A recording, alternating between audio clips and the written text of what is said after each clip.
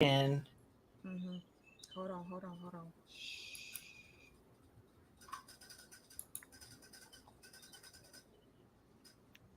Oh, I see it. And then I said you too. We're all connected. Alicia Kingston's I like how you're swirling around. She hit the line button, so you're like.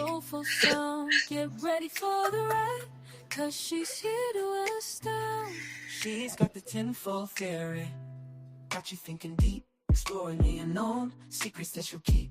Ginger ale queen, sipping on the throne. The lyrics like bubbles rise and break on their own.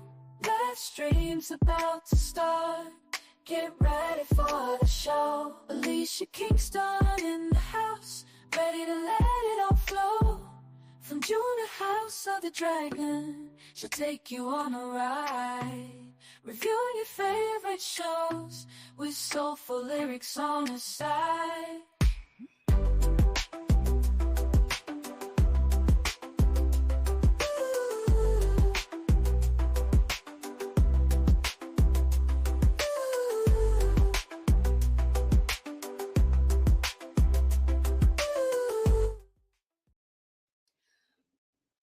Don't judge me for this jumping in all random and late, damn it. For all the nonsense I went through, damn it, I needed my fucking theme song to give me some life today, okay? I'm sorry again. I apologize for the technical difficulties. You know what it was? Okay, look. I think Luke said it earlier. You know, the Greens was in here trying to fuck up my game. See, I was a little too happy after the live stream we did last night. You know, you was me, Daphne. Meeks came on later. Tanisha was over there on the side with us too. And I've had like some extra subs come up and like a lot more views on that stream than I thought I would have. So I was happy and giddy all day today. And they was like, oh no, we can't let this bitch be happy like that. So they tried to keep him down tonight, but we figured it out. So I'm gonna be off screen because the shit is running with me off screen. But these two lovely ladies, y'all could bask in their beautifulness. So for the conversation. So yes, we are here. And again, I will credit my theme song. Yes, your girl got a fucking theme song now. Credit that to my brother from across the pond, John Boy, aka John the Green Hands, aka John the Irish Wildling, hooking us up with the beats. And in case you were wondering, what you may be hearing in the background right now is by the awesome James Dahl, the other half of the wonderful Quinn's Ideas, aka Ideas of Ice and Fire, put those beats together for us. So thanks to both of those gentlemen as we begin here. So, and also again, thank you guys for bearing with me. We done went back and forth on like 2 different streams trying to get this thing popping, and y'all still here, and I really appreciate that. Abby, my lady, I'm gonna start with you because it's been a while. It has. You've been on here with us. Please let the folks know who you are and where they can find you. I'm Abby, aka Gertie from Drinks and Those Things. You can find us, I believe, I need to check the Slack. I haven't all week, Luke. Sorry. We're streaming. Sometime coming up soon, though. So we'll be covering House of the Dragon also. You can find us at Drawbridge Media or a podcast that Drinks and Knows Things. Yes, indeed. And I can't remember if I have them downstairs. I think I do. But if I don't, I will have them later today. So please go ahead and check that on mods. If y'all could do me the honors, please find our Drinks and Knows. Drawbridge Media is the name of the channel. Drop that link in the chat so the folks can find a little easier for me, please. Meeksy, what's going on, my lady? Nothing much, just roasting in this room. Hence me having no shirt, because you know I usually wear a shirt. It's hot. When I tell you it's hot. Look, you want to know how we know it's warm? Looking at Meeks, like we like never see that much of Meeks. Like never. I'm usually covered. I usually have on a regular shirt. I'm usually repping my set. I was like, it's too hot. I got on Jurassic Park tank top. It's hot. It's hot. Yes, indeed. Yes, and there is that. The fan is on. That's the thing. My fan is always on. If you ever hear that little tink, tink, tink, tink, tink, that's my fan. It stays on. Thank you, JD. I appreciate it. And also, y'all, JD just dropped his short review, so make sure you go check out his channel. Also, check that out. Most definitely. Definitely down below. I'm super excited. Let's see. Let me scroll over here to the chat so I can say what's up to my people, everybody that was hanging with me. And I do appreciate y'all jumping back and forth on these channels, trying to get the stream together. Day Nod, homie, it's good to see you back. Good to see you back. Welcome. Luke, what's going on?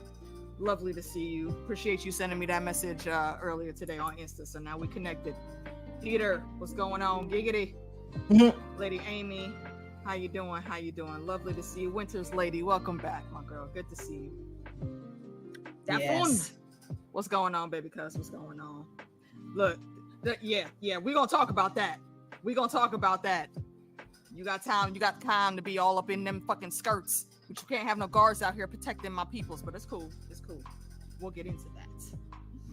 Scroll on down here. I know it's a few other people. Miss Scott, what is going on? Rings need the ring. Explain that. I wasn't in here earlier. I don't know what's going down. Funda, what's going on? Because there's nobody there. What? Yeah. Because there's nobody at the guard. They need that ring on the doorbell. They need the ring doorbell. You're right. They sure did. And yeah. Because lovely to see your face. See, look at that awesome picture. My cousin's so pretty. My family got good genes, y'all. I was saying that all day. Oh, and hopefully we'll get Funda on here maybe by the finale for one of these chats. One of these chats come in here and cut it up with us. Let me scroll down some more. See who else we got in here.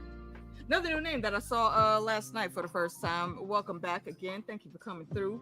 Valerians, first of his name. Yes. Yes, we stand that all day.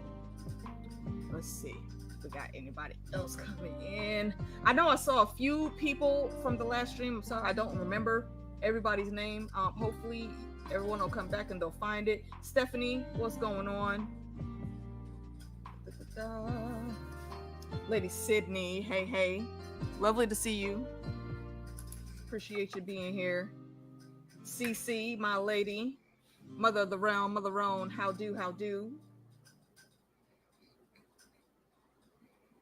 I think that is who we got. Oh, wait, hold on. My lady Jackie is in the spot. What's going on? Chantal, hey. And yes, here we are again. Yeah. DJ, thank you. I appreciate that. And that was a total surprise. I did not commission or ask for that song. John Boy just felt like putting something together one night. He was like, yo, hey, I got this thing for you. And I said, well, thanks, bro. That's nice. It is. He really does go out of his way, I think, to do more for the background of my channel than he does his right now. And I told him, like, bro, you out here too. Why are you not putting these skills towards your set? Rep your set. For sure. He absolutely should. He's talented. He needs to use that. Phil, what's going on? Phil's one of my favorite trolls. I'm always happy when I see him in the chat. Lady Corinne, hey. All right. Fandom, these saints, little brother. Y'all don't forget, you can catch me, Fandom, and DJ Wun Wun on DJ's channel tomorrow evening. Links are down below. So please make sure you come and check that out. Circle Brothers, my guy Ron, what is going on? Matter of fact, Ronald, hit me up if you want to come through next Tuesday to chat about this with us. Come on.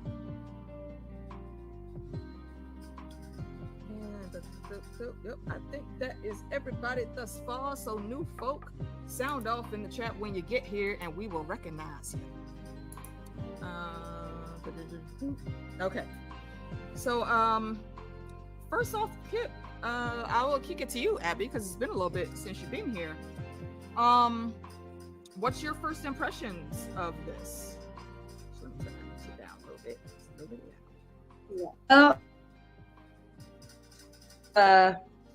What I'm used to format at the beginning. The new. Hold on, you're breaking up a little bit. No, wait a minute. Yeah, wait, hold on. Yeah, you're breaking up. What? Yeah. Look here, Team Green, let me live. She was clear the entire time. Yes, I'm mad. There's like. Okay, I'm mad. They really don't want us to be on this screen because look, now she cut her camera off. Now everything's cool again too. And it's gonna take us down. An A. Trash. Damn. Okay. Trash. Well, shoot, maybe I should cut my camera off. Are we about to be faceless for the stream? We might have to be. Let me give it a try. Yeah. Okay. All Abby, right. proceed, please. Yes, I'm here. So, Drinks and Nose fashion. We got to start at the beginning in the new like entrance sequence. I like Love the it. new entrance sequence. I was pleasantly surprised. Did not expect. You're still breaking up to me. I'm sorry. Right? Yeah. I think it's just you that's breaking up now. I know, guys. Please let us know. Let me find some headphones. That might help. Thank you. Yeah, come back All to right, me. So while, okay, we will do that. So while Abby is looking for the headphones, I will give my opinion and then Meeks jump in. I mean, y'all kind of got it last night because we did talk about the opening sequence. I love it. I think it's great. Ramin, I'm still looking for a new song, young man. But I love how this sequence went. I think they did really well switching it to the tapestry instead of what they were doing. Because we couldn't see it before. It was just so dark. We couldn't really tell. Now, I would have liked also if they stuck with the tapestry, they would have done like the locations that we're going to hit instead of like the history. Because a lot of people didn't know what they were looking at. Yes. And they were expecting to see the locations, which would be helpful. Hey, because it's not all in one spot. Very true. Very true. So yeah, hopefully as they go, they'll tweak it a little bit more to, bring it up to par, I think. Because again, while I do really like it, I like the change, they can still do a little better. They can improve.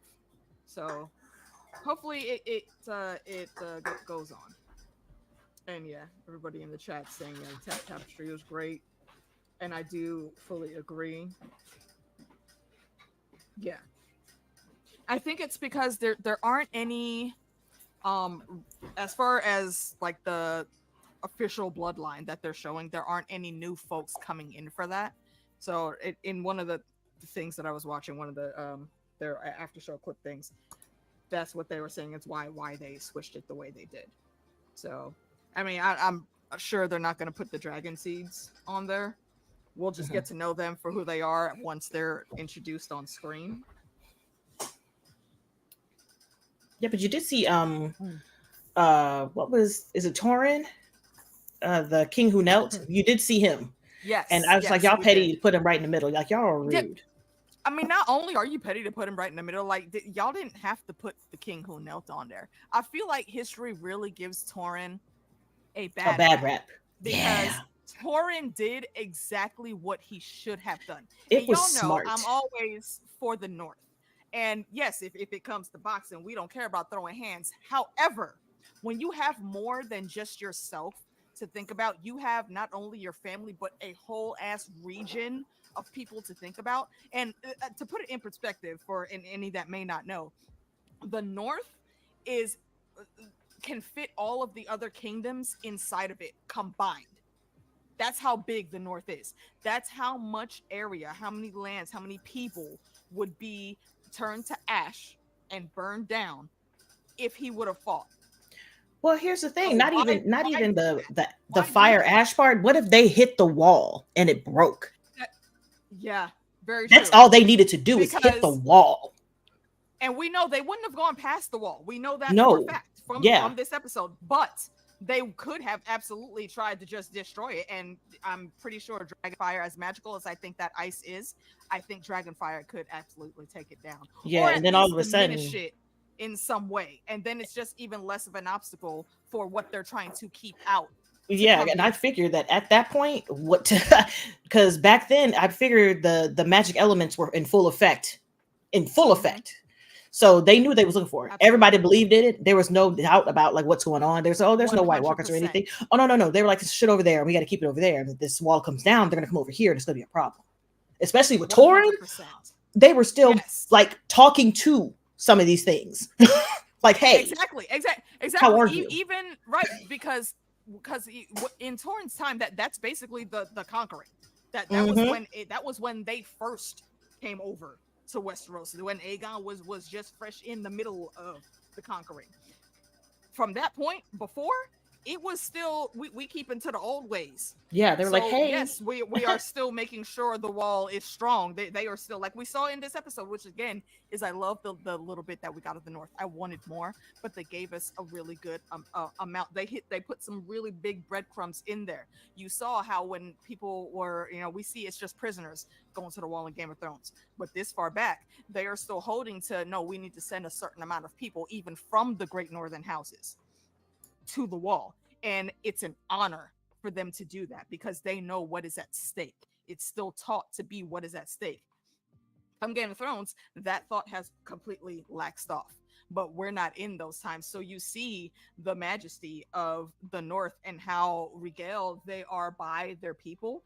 And again, this is why you see Torrhen wanted to protect that and make sure that he could still be the one, holding it down when need be. There must always be a Stark in Winterfell.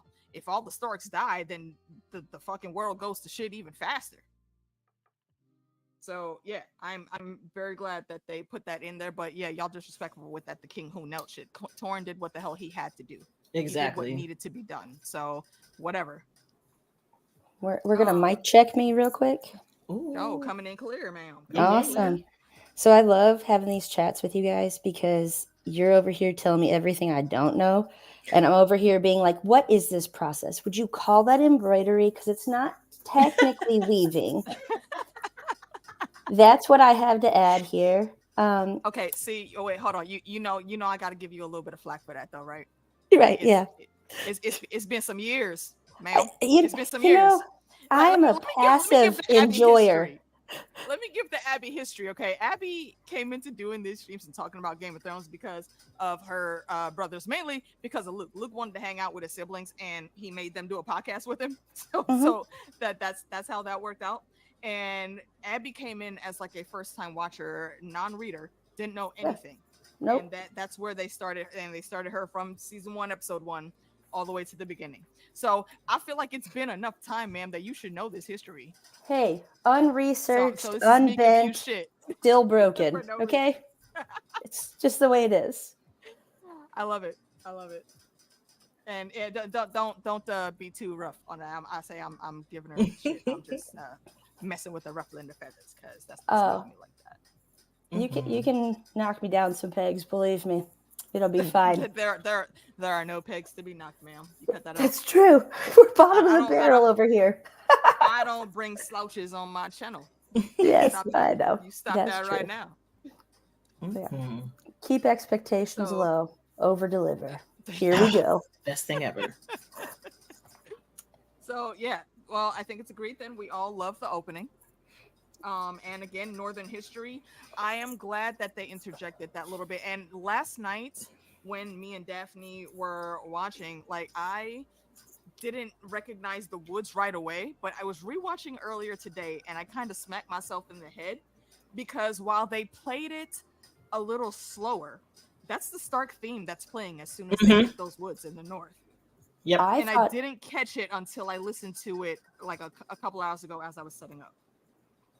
I thought it was Jon Snow, or what's his name, the actor, doing that first voice. I didn't. I actually thought it was Jace for a second until he said "we have always." I said, "Okay, wait, no, Jace wouldn't be saying "we" about the North." Right. I knew it was somebody from the North speaking, but I didn't know who. I was like, I don't know whose voice this is because it ain't nobody I know. I think it was just that streamline of that song, like deep buried in my brain. I'm like, ooh, we're real Starky, and then there was a voice, and I was like, oh my god, wow, cool. Mm-hmm. But then the guy shows up, and I'm like, just kidding, wasn't him all along. It's whoever this bloke is. Great. Well, I knew it was Cregan right away because I recognized ice on his back. I didn't recognize his voice, but as soon as they showed him and I saw that sword, I knew who he was. And Cregan is one of my he's like my number 2 favorite Stark in history. Really? And I'm not even gonna go through and tell y'all why. I'm sure y'all have heard me talk about it at different intervals at some point in time. But because it's very specific to something I think we are going to see, if not by the end of this season, then no, we're not seeing it. Very beginning. We're not seeing it. Wait, you know what? You're right. It's not gonna. Yeah, it's way too soon. Nope. Yeah, it's season 3. Season 3 for sure. It will be season 3. So yeah, actually, and yes, Amy just put it in there. Yes, the Hour of the Wolf.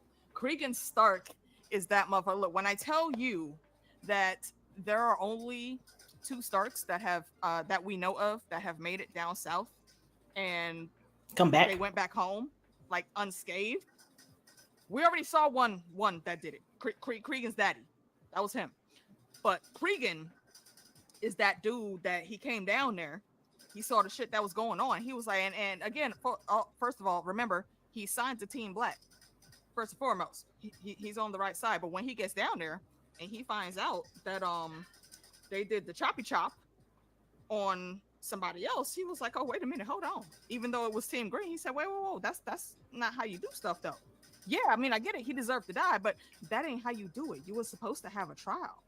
You didn't have that trial, so now I got to cut your damn head off too. Look, you're right. Look, let me tell you. Look, I was a little worried about the actor. Heads will roll. But I like the actor, and the wig was looking so. I don't know what they do between us seeing like the random shots on set with the wigs looking crazy, and them going like showing us the final product. I don't know what they do, but they do something because it works. It works. It does. And that was something that we had touched on a little bit last night. I think like everybody's wigs, like they heard us complaining. Yeah, like probably not us specifically, but I'm gonna say they. No, I'm gonna say they heard us. And Lady D specifically saying that y'all should have got the 15-year-olds from Instagram to do y'all's wigs, and they set their game up. So yeah, now everybody looks kind of great. So yeah, y'all are welcome for that advice. We're here all day. That's hilarious. and yes, Cregan is a badass. Yeah, and it's not even about the fighting. Like forget it. It goes right back to Torrent. It's not about the fighting. It's about what he did when he did it and how he did it. That is what made him be the badass that he is. I mean, first of all, like the turmoil that was going on just now in the north was a lot. Cregan actually had to fight to take his seat as Lord, because there was some shit, some dirty dealings trying to go down in the background. But that's not what tonight's stream is about, so I won't get full into that because that could go on the longest tangent ever that we have had. So we're all living the beginning. I again loved how they tied in the Stark theme. I'm gonna say they snuck it in on me just because I was busy jibber jabbering with a baby being bullied last night. I was trying to watch. Yeah, if you want to see how I was being bullied, you can go watch that stream.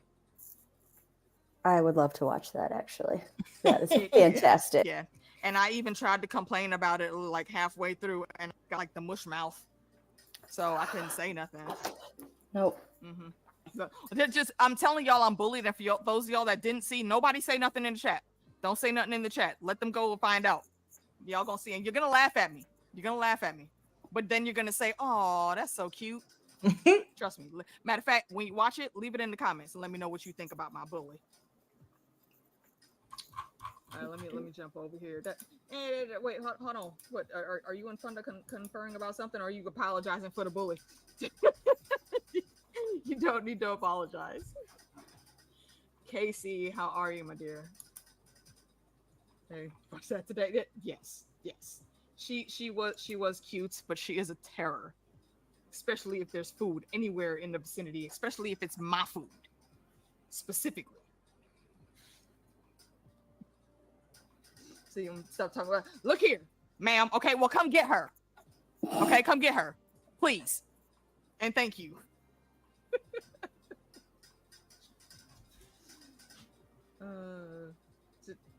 Sarah, the cast seems to like that. You know what? I have seen some of their things while they're just like backstage messing around.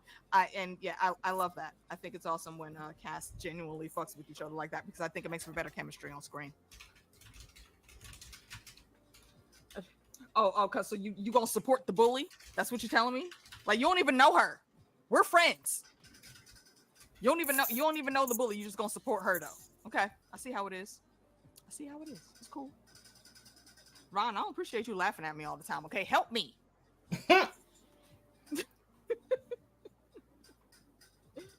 Oh man. All right. So where are we going first, ladies? Abby, I will let you choose. Where would you like to go first in the episode here, now that we've got the opening out of the way? I think I want to go to. I think in my memory, next off is Rhaenys and Daemon, Mm. and their little chat, and his little Chat. command, Mhm. and her little like. Oh, if That's only you were cute. king. It's cute, like, but darn, you're not, and I have things to do, like Exactly. a nap Bruh. to take. The way Auntie Nisi was a mom coming home from work.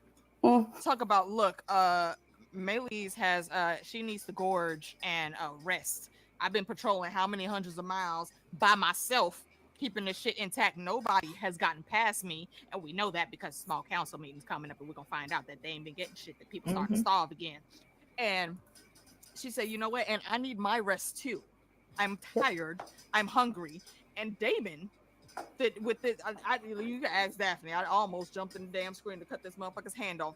Took it upon himself to put his hand on my Auntie Nisi to stop her from walking away. I said, "Look here, if you don't remove your fucking hand, Daemon, I like you, but this right here, that's not a good look, bro." Let me give a harken back to, I like the, any king who has to say he's king. I know I'm doing it all wrong. Yes, it's not the exact same quote. He wasn't saying I'm in charge, you have to listen to me, but it's a command. It's backed by no power. And like, oh, dude, know your place. I get him being frustrated and angry and irritated, but sir, she got home and she took off her bra. I'm not going back outside. Them gloves was off, and she was like, "Listen." And the reasons that he gave, well, the queen is still away. No, motherfucker, she's in mourning. She's grieving. She's in mourning. Right. She's like, remember that one time I got a raven saying that my daughter was dead? Yeah. Son. The lady you were married to before, her? Yeah, I didn't believe until I saw her body. So give her a moment. Give her a moment. A minute. Damn. Okay. Damn. Seriously.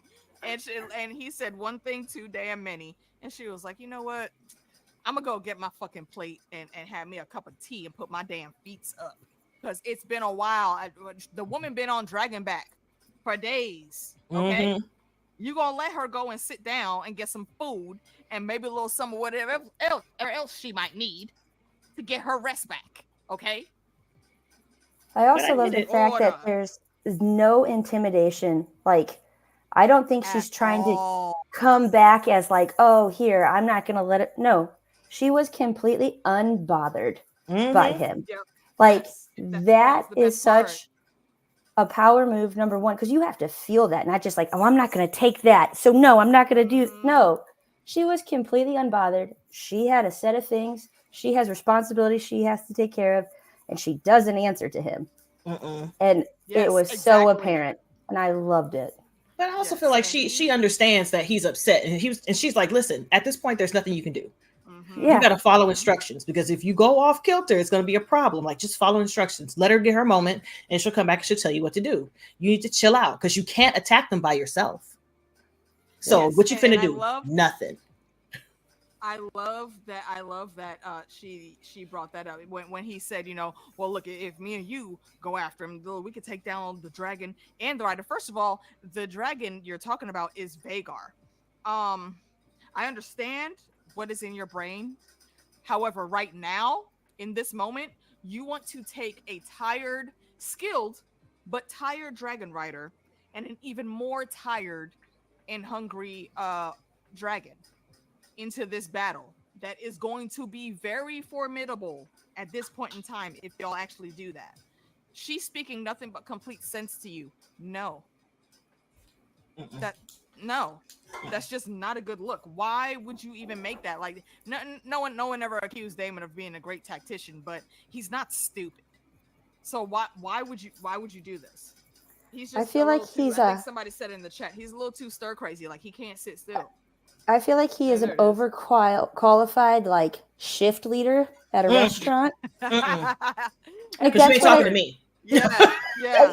Right? But like a really like that's a good comparison.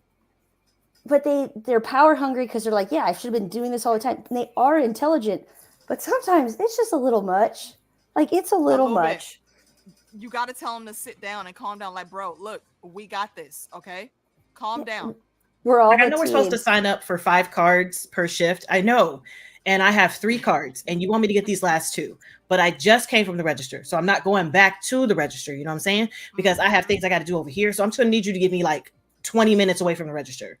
Right. Okay. Thank you so much. Yeah, I get. Like, he just isn't overzealous. It's in the rules.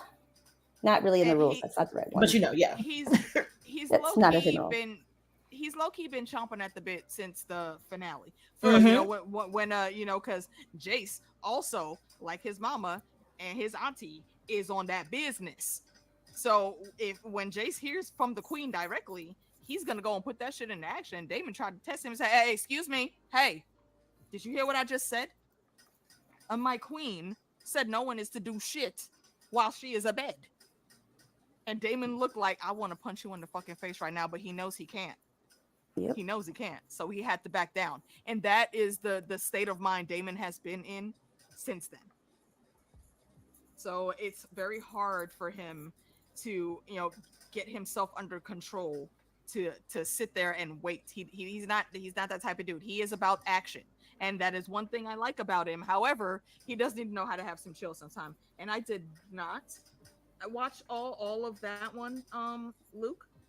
So yeah, I would like to appreciate that. And that is a fair assessment. That it's long Daemon AF knows too. He can't fuck with her. He can't. And that's why why do you think he backed down so quickly? Like, he wants to try. He then again, he's a shit disturber. So yeah, he's gonna try, but he knows not to try her the way he would try somebody else.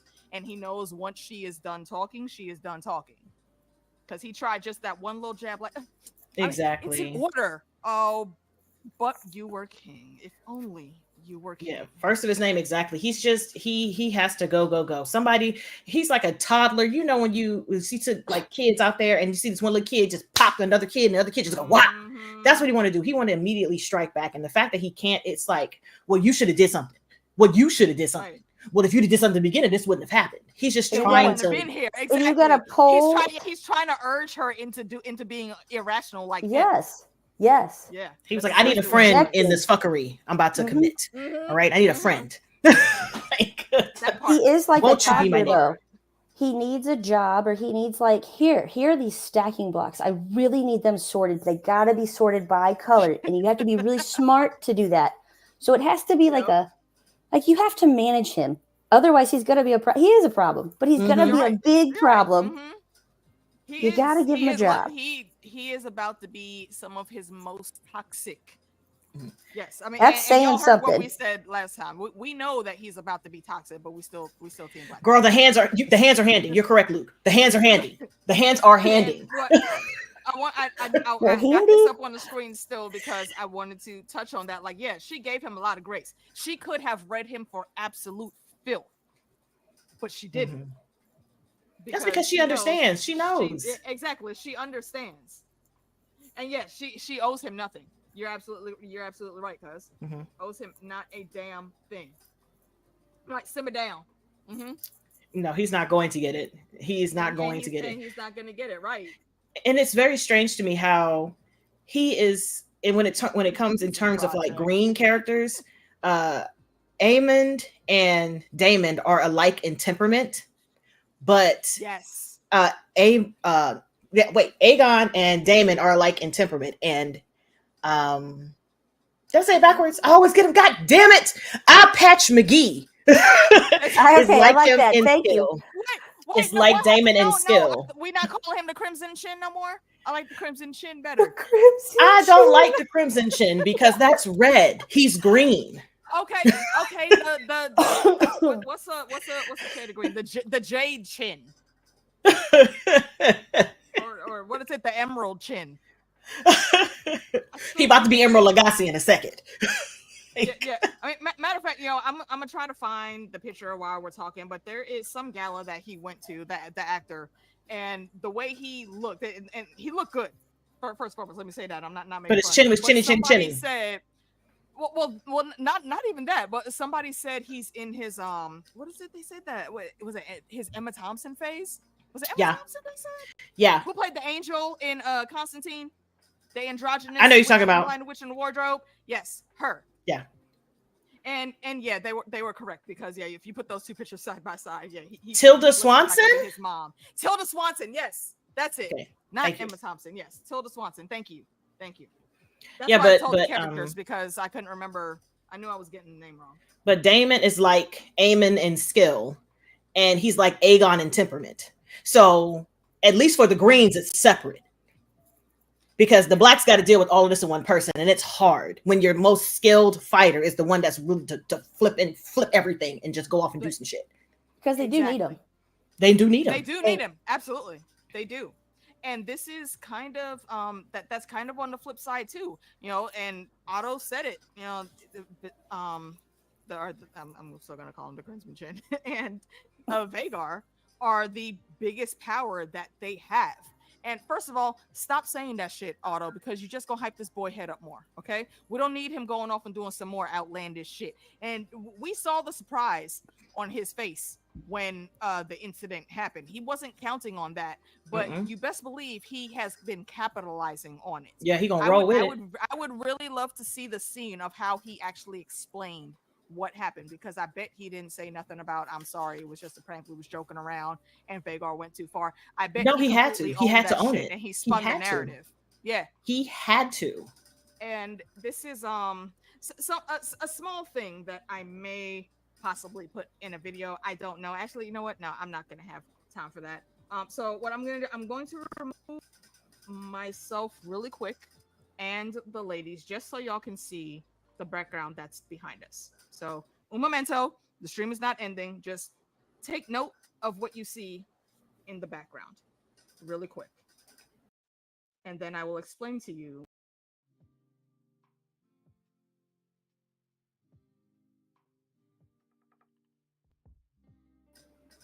Okay.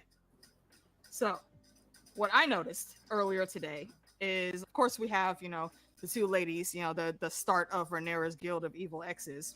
Rhaenyra and Alicent are face to face, and there's a bigger version of this picture, and at the end behind Daemon is Auntie Nisi and Uncle C, and then behind Aemond on the other side is Otto and Aegon. In this picture, Daemon and Aemon are the only two that are about to draw their swords. So they are very much juxtaposed against each other. And if this were a different time and things weren't as ridiculous as they were from how Viserys was failing at raising his kids, I can almost guarantee you that Daemon would have had Aemon as a squire. Or maybe not even a squire, but definitely as an underling. Because I think we all saw and can agree in season 1 that Aemon absolutely kind of idolizes Daemon. He sees the fuckery, but he sees himself in all of that fuckery, and he likes it. Yeah, people say he's the best. They say he's the best. Exactly. He's the most dangerous. He's the most captivating. People love him the most. Like, yeah, like the people actually in City. That's exactly what Aemon is gunning for. We've seen signs of this from like since he was a kid. You know, he was saying, you know, well, if it was me, I would do my duty, and blase. He tweaked it a little bit once he got his dragon, and I like to say, you know, that's when his balls dropped. So he started being outlandish and shit. But if you look at how he's been doing things, he definitely modeled himself after Daemon, and there's a reason for that. And it's also very telling on the other side of that picture. Aegon. Sorry, Aegon. I know the fucking names, George. Aegon is on the throne, but the crown is in his hand, not on his head. Mm-hmm. And I feel like that says something very specific when it's juxtaposed between him and Otto standing there by the throne, but it's Auntie Nisi and Uncle C that are in that position on the other side. And we know that Auntie Nisi is the queen that never was. So I think the way they put the way they positioned them in that picture was very deliberate, and I like it because they know the lore. They're spinning it. They're adding in, say, hey, look at this real quick. Now go look at something else. just enough to put it in to make us go, because they know how we be with this tinfoil when we watch these things. They know how us nerds are. So moving on into the episode, Meeks, take it away. What was like your next cool moment from this first half of the episode here? Who's eating cookies from the cookie jar? Is it me? Is it you? Is it we? You know who's eating cookies? Crunchy the Crispit. Listen, when I tell you, I was like, bitch, I was like, oh, what's going on? Oh, wait, who's down there? It couldn't be. Not as much shit as they did about how Rhaenyra is a whore. Bruh. About how she had sex with this, her duties. How dare she? What about the rules? Girl, he was betwixt and betwixt. His specific line was, "Oh, you want me to be a whore? Motherfucker, you a whore now, though." Whore. When I tell y'all don't understand. And for everybody that is not new, that was with me last season, y'all know I was saying from the beginning, once the thing started rolling, that Crispy was in there clapping them cheeks. There's barely anybody that believes. Everybody would always try to tell me, like, nah, because they were so steadfast in their tomfoolery. I was like, they would not yet, because Viserys is still here, right? Right, exactly. I'm like, I don't care if Viserys is still there. Viserys wasn't hitting that near the end. He was definitely trying to not blow away in the dust. You're right. I'm pretty sure they banged that first night after he killed that boy and faced no consequences. Listen, that's it. But I'm telling you, the amount of people that was trying to get at me for saying that, and now look, and y'all can go see exactly how I reacted last night when we were watching at Tanisha's house. Both me and Daphne was on the screen. I said, I told y'all. Told y'all. Yep. Like, and then I was not surprised. I didn't even see his face yet. It was just the arm, and I was like, oh, imagine that. You don't say. Wow. You don't say. You don't say. Could it be? Of course it is. And it makes me kind of like sus about the whole entire situation, because we know that she is supposed to have 4 kids. For me, this is where it gets a little like, with the history. She's supposed to have 4 kids. We don't know where the 4th one is. The showrunner said that there is a 4th kid, that the 4th kid is not there. And I'm like, why is the 4th kid not there? Hold on. Un momento. It's not about her being grown now. It's about not her at all having an extramarital affair and Crispy being on the King's Guard and he's not supposed to do that at all. And supposed to be following the rules. His duty is to his Rhaenyra, king, and he hated it. And her high horse. Doing it again. She was on her high horse about taking down Rhaenyra, and to go turn around and not only do this thing because of her boning. Right. Specifically because of her doing this. Right. Like, and then with the exact same person is a level of dirty I don't touch. Like, though, ew. This is why I always say this is Scott Pilgrim, and they are her league of evil exes. All they do is just hypocrisize him. Because as long as she said after every munch and crunch, we can't do this again. They know it's wrong, and they know they're not supposed to do it, so it's okay because they know they're wrong. Because Rhaenyra didn't care that it was wrong, nor did she acknowledge it was wrong. But I'm better because at least I know that what I'm doing is wrong, and I'm saying it's wrong, even though I'm going to do it anyways. Yep. Exactly. Like, girl. Right, exactly. The very things she hated Rhaenyra for, man. Like, nah, you can't. We're not just going yada yada past that. And absolutely as like peers, actual peers in life, sat there and counseled her on it and tried to give her some type of guilt towards it. It's the disgusting hypocrisy. Yes, it is. I hate it. Like, sorry, pouring a drink. We'll get more angry here in a second. Don't you worry. You better pour that drink. I need to go ahead and refill this rum too. Meek's gone with another point. Let's see. And then after that, they went directly, no wiping, no moist towelette. He went right to like Ma'am, could you even wipe down there? So you're still like, you still got saliva in your cachacatum. You know what I'm saying? Like, can you, the candidate transfer is just really bad for the microbiome, your pH. Come on. Please. The terrarium needs to be cleaned out. Like, ma'am, come on. It's a breeze. Are you sure it's not because you're just moist and you didn't clean? Okay, ma'am. Yuck. Yerk.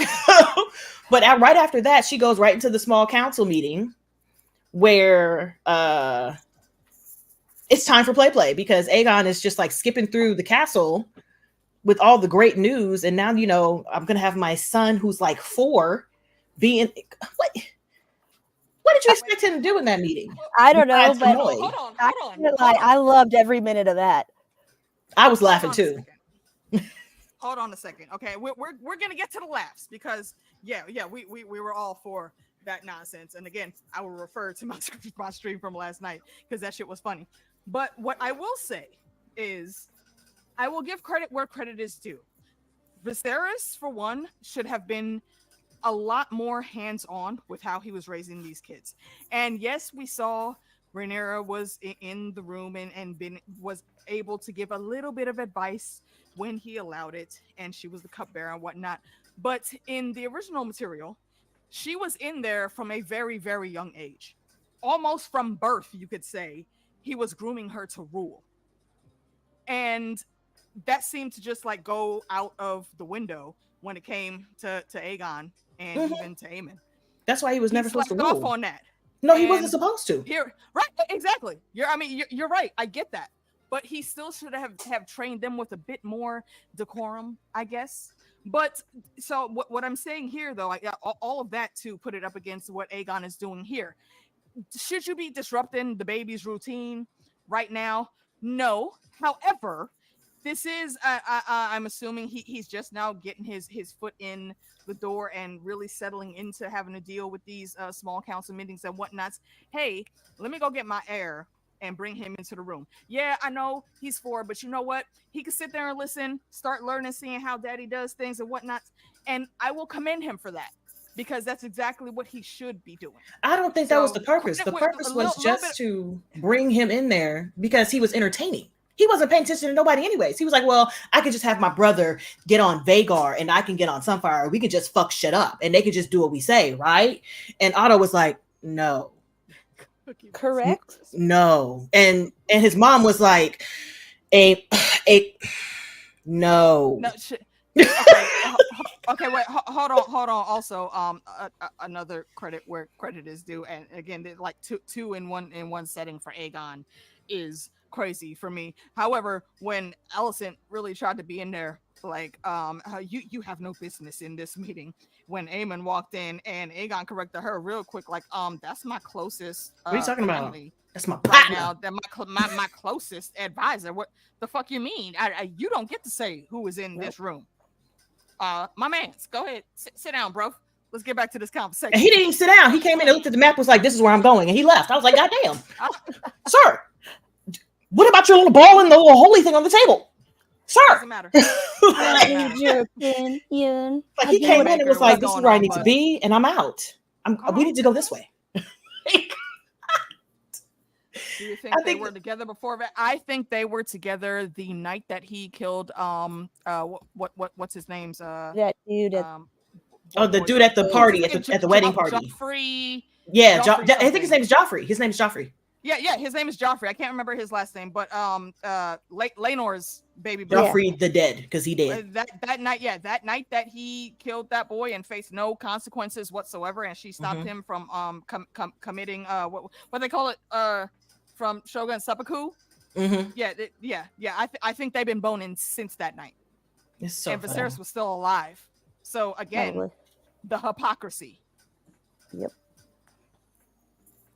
Huh? DJ. Let me scroll down. What the hell did I miss? Okay. I mean, you're technically right. I missed it. What are you looking at? Where he says, "Well, that little baby ain't learning nothing now." too soon. Maybe, Sir. maybe not. Sir. That's funny. I like it. Sir. Damn it. You're not wrong. You're not wrong. All right, hold on. Sydney, I think you're correct with that. To make sure she was probably like, because she was holding the feet. She was holding the feet up for Littlefoot. And now that she has somebody that she thought was attractive, because she always thought he was attractive. You know what? That's a good segue. Actually, let's go ahead and talk about Littlefoot and how he's trying to choose all of Alicent's people, because I'm pretty sure he's not getting that medieval OnlyFans pics anymore. Not even that, and he's not getting information because of what happened last time. I think she's still mad at him for like burning his brother. Yeah. That, and also she has Crispin like 100% even more solidly in. She don't need to be going to him to get no information no more. She don't need, you gotta come to me to get information. I don't need to go to you no more.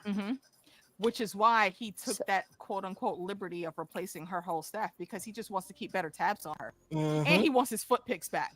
Come on. Like, bitch, do you see my foot? Right. He knows he can't go after Crispy like that. That's not what he did with his brother and his dad. That's not gonna work with Crispy. Nope.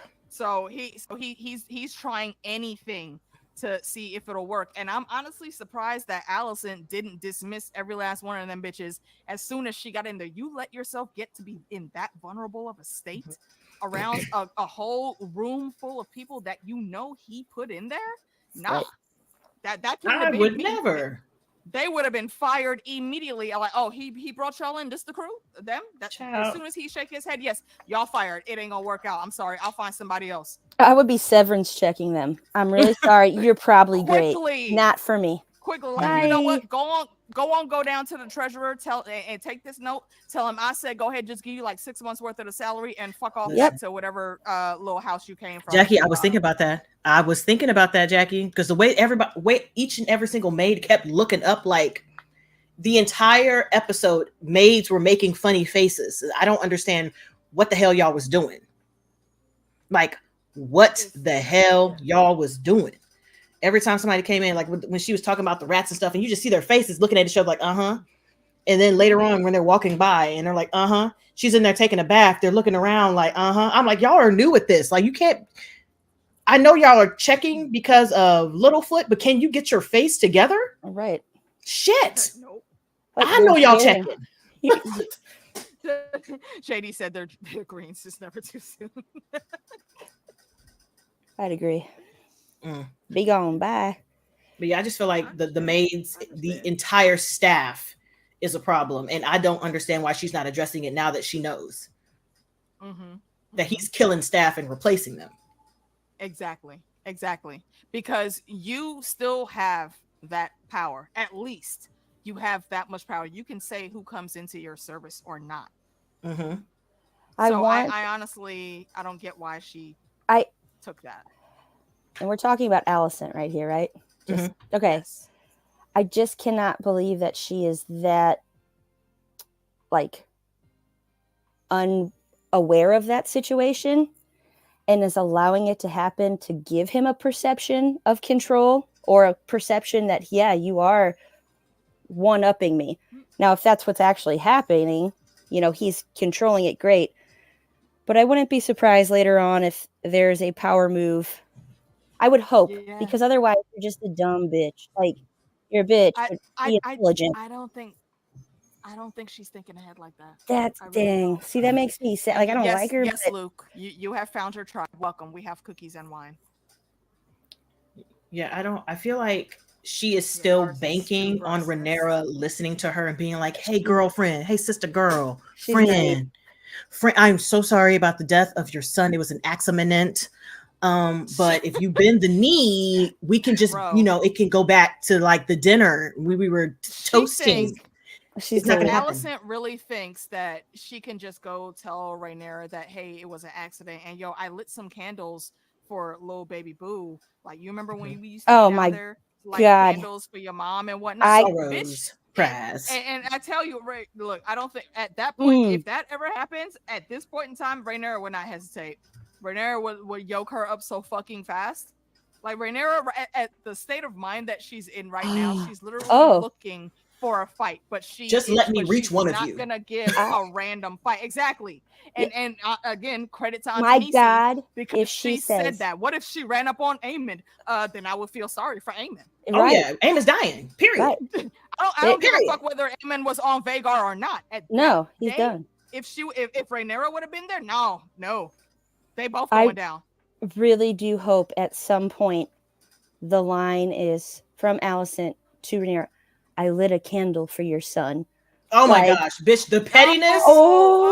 Write it in lovely script since you want to send letters and shit. Here, take this Raven. From your mouth to the ears of the old gods and the new. Yes, please. Like, yes, I know a war has possibly already, but like hellfire will rain down. And I can't wait to see. Like, please just let me hear.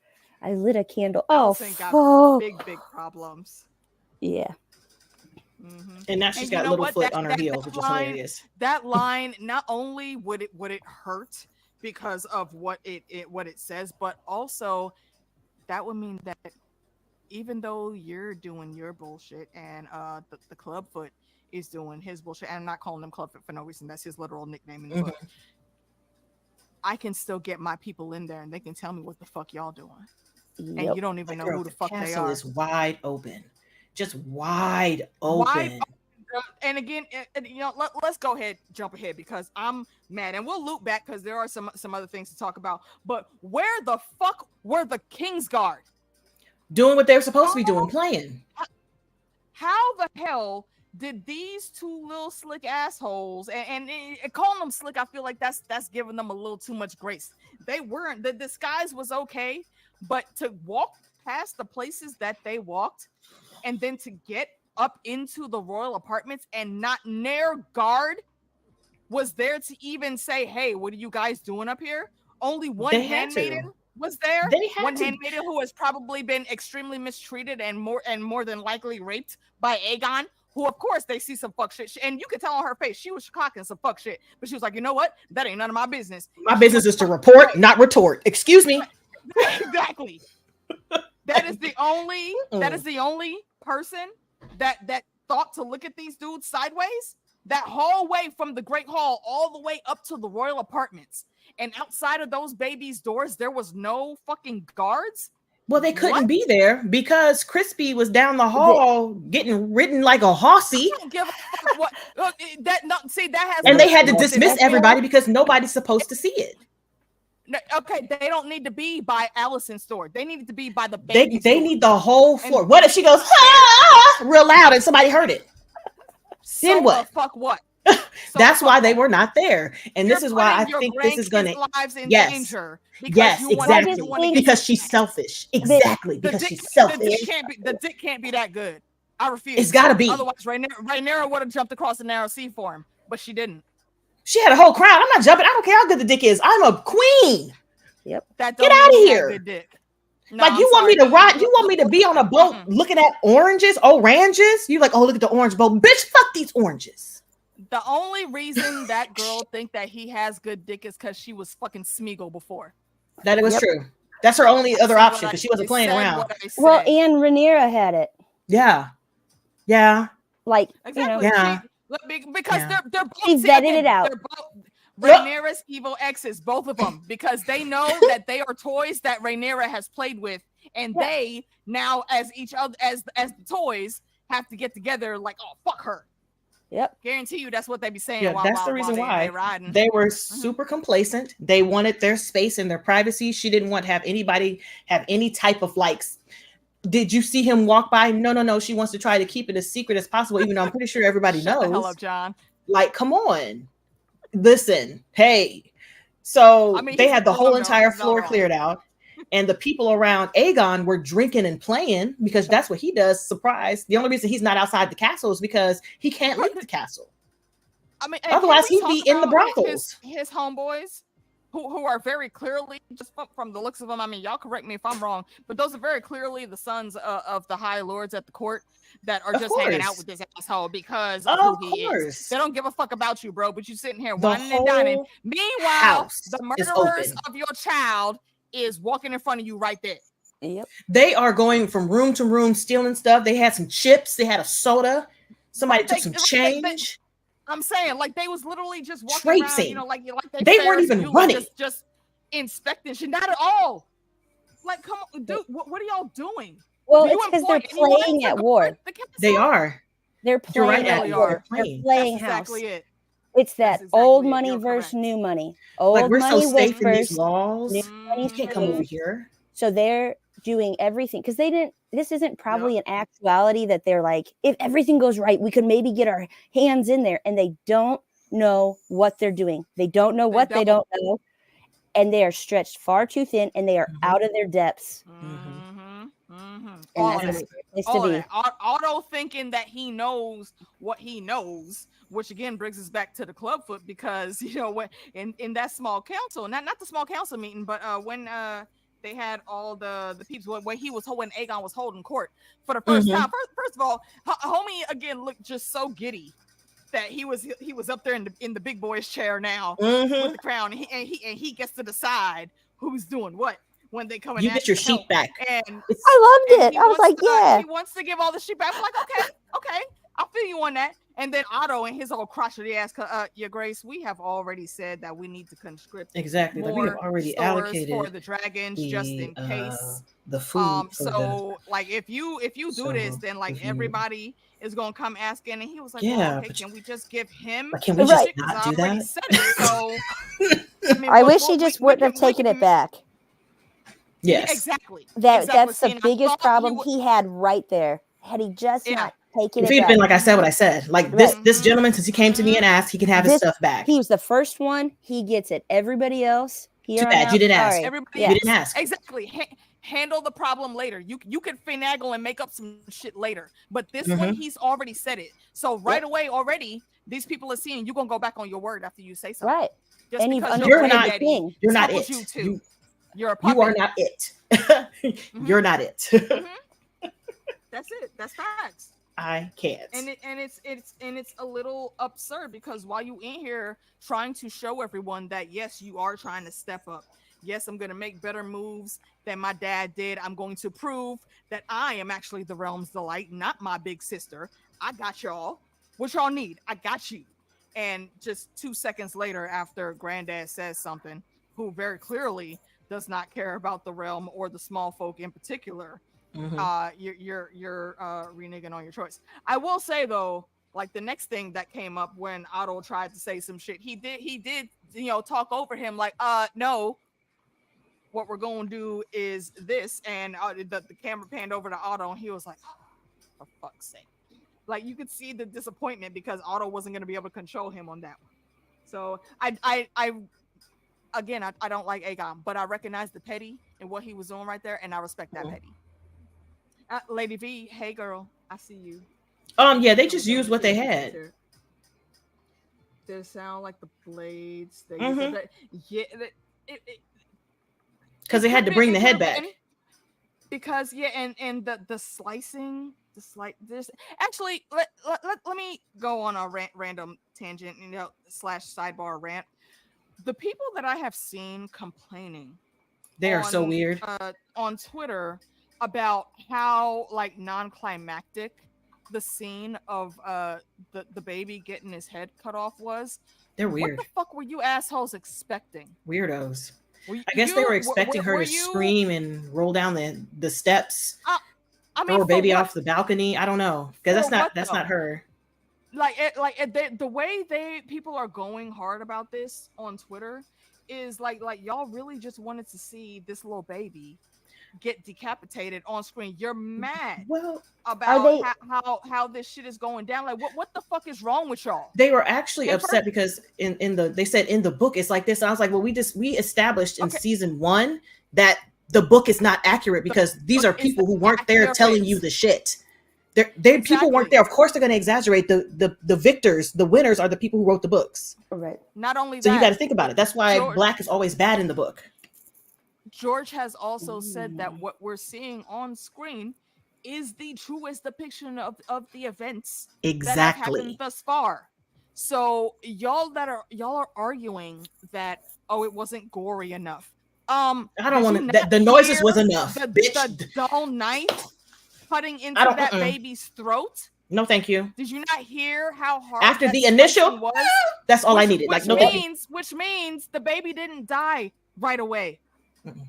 They were doing that actively as the kid was still alive. And y'all needed to actually visually see that? No, thank you. Y'all got people were complaining about the birthing scene with Emma in episode 1, what was too graphic and didn't need to be there.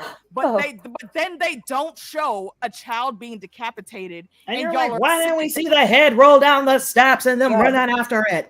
Y'all are crazy. Why we couldn't get one more spears through an eyeball. Damn. Can't. No, thank you. Like it baffles my brain how some people look at this shit. Like y'all are really be mad about the wrong shit. Y'all are weird and strange, and it proves to me that you guys don't fucking pay attention. Sense. You don't have media literacy. You don't understand what. And they were saying one main thing that I saw was, shout out to Gray Area, MJ, because she was talking on it too. Like, what did y'all really expect? And somebody was saying like, she said like this wasn't supposed to be some huge climactic scene like the Red Wedding. It wasn't supposed to be a huge climactic scene like Blackwater Bay or something like that. This was literally just a blip in the whole grand story. Mm-hmm. And someone came in and I guess they thought they were doing something great by printing off what was said on the page and putting it in the book. And I was looking like y'all do realize again, like they were saying like that you can't even trust that. That's from an unreliable narrator. Mm-hmm. Unreliable narrators. Who narrators, exactly. Who knows what actually was said there? And they were thinking like Helena didn't look scared enough or whatever. She looked plenty fucking scared to me. What do you mean? She didn't blink until she left the room. She didn't know where she was going. I was like, girl, exactly. She didn't even know where to go. Like, she was looking for anybody. Nobody was there. No one was there. And you think that was bad for her to look like that? She's in shock. So people have issue with the way she reacted? Yes, they expected her. I don't know. Uneducated can we get true crime? She didn't react like I would if I had a child die. You don't know. Exactly. You go into shock. But hey, there's another baby right there that I can grab and we got to get the hell out of here. She was like, occupied. We gotta go. As soon as she hit the hallway, she ran. You know, like Hunchback of Notre Dame. She ran. Mm-hmm. Just panicking or losing your mind is a luxury that you cannot afford in situations like that. If you are a person, when you still have one more child to save. So the fact that she eked it out when she got to her mom's room that's it. That's all she could do. Right. Like that's so much so to where you see your mom boning the head Kingsguard, and that doesn't even phase you. You have to immediately just sit down, and you're holding your daughter with your hand shaking, clearly shaking, and you're trying to get out the words to tell them what happened, but you can't even give them specifics. Just he's dead. Yep. What the hell were y'all expecting? They've never. The people who have. This is not Game of Thrones. Stop thinking that.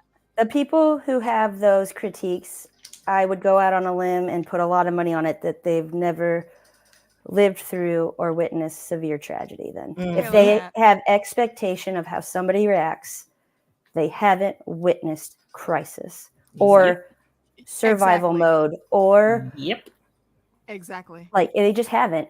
And can I fault them for it? Yeah, maybe a little bit. You don't know what you don't know.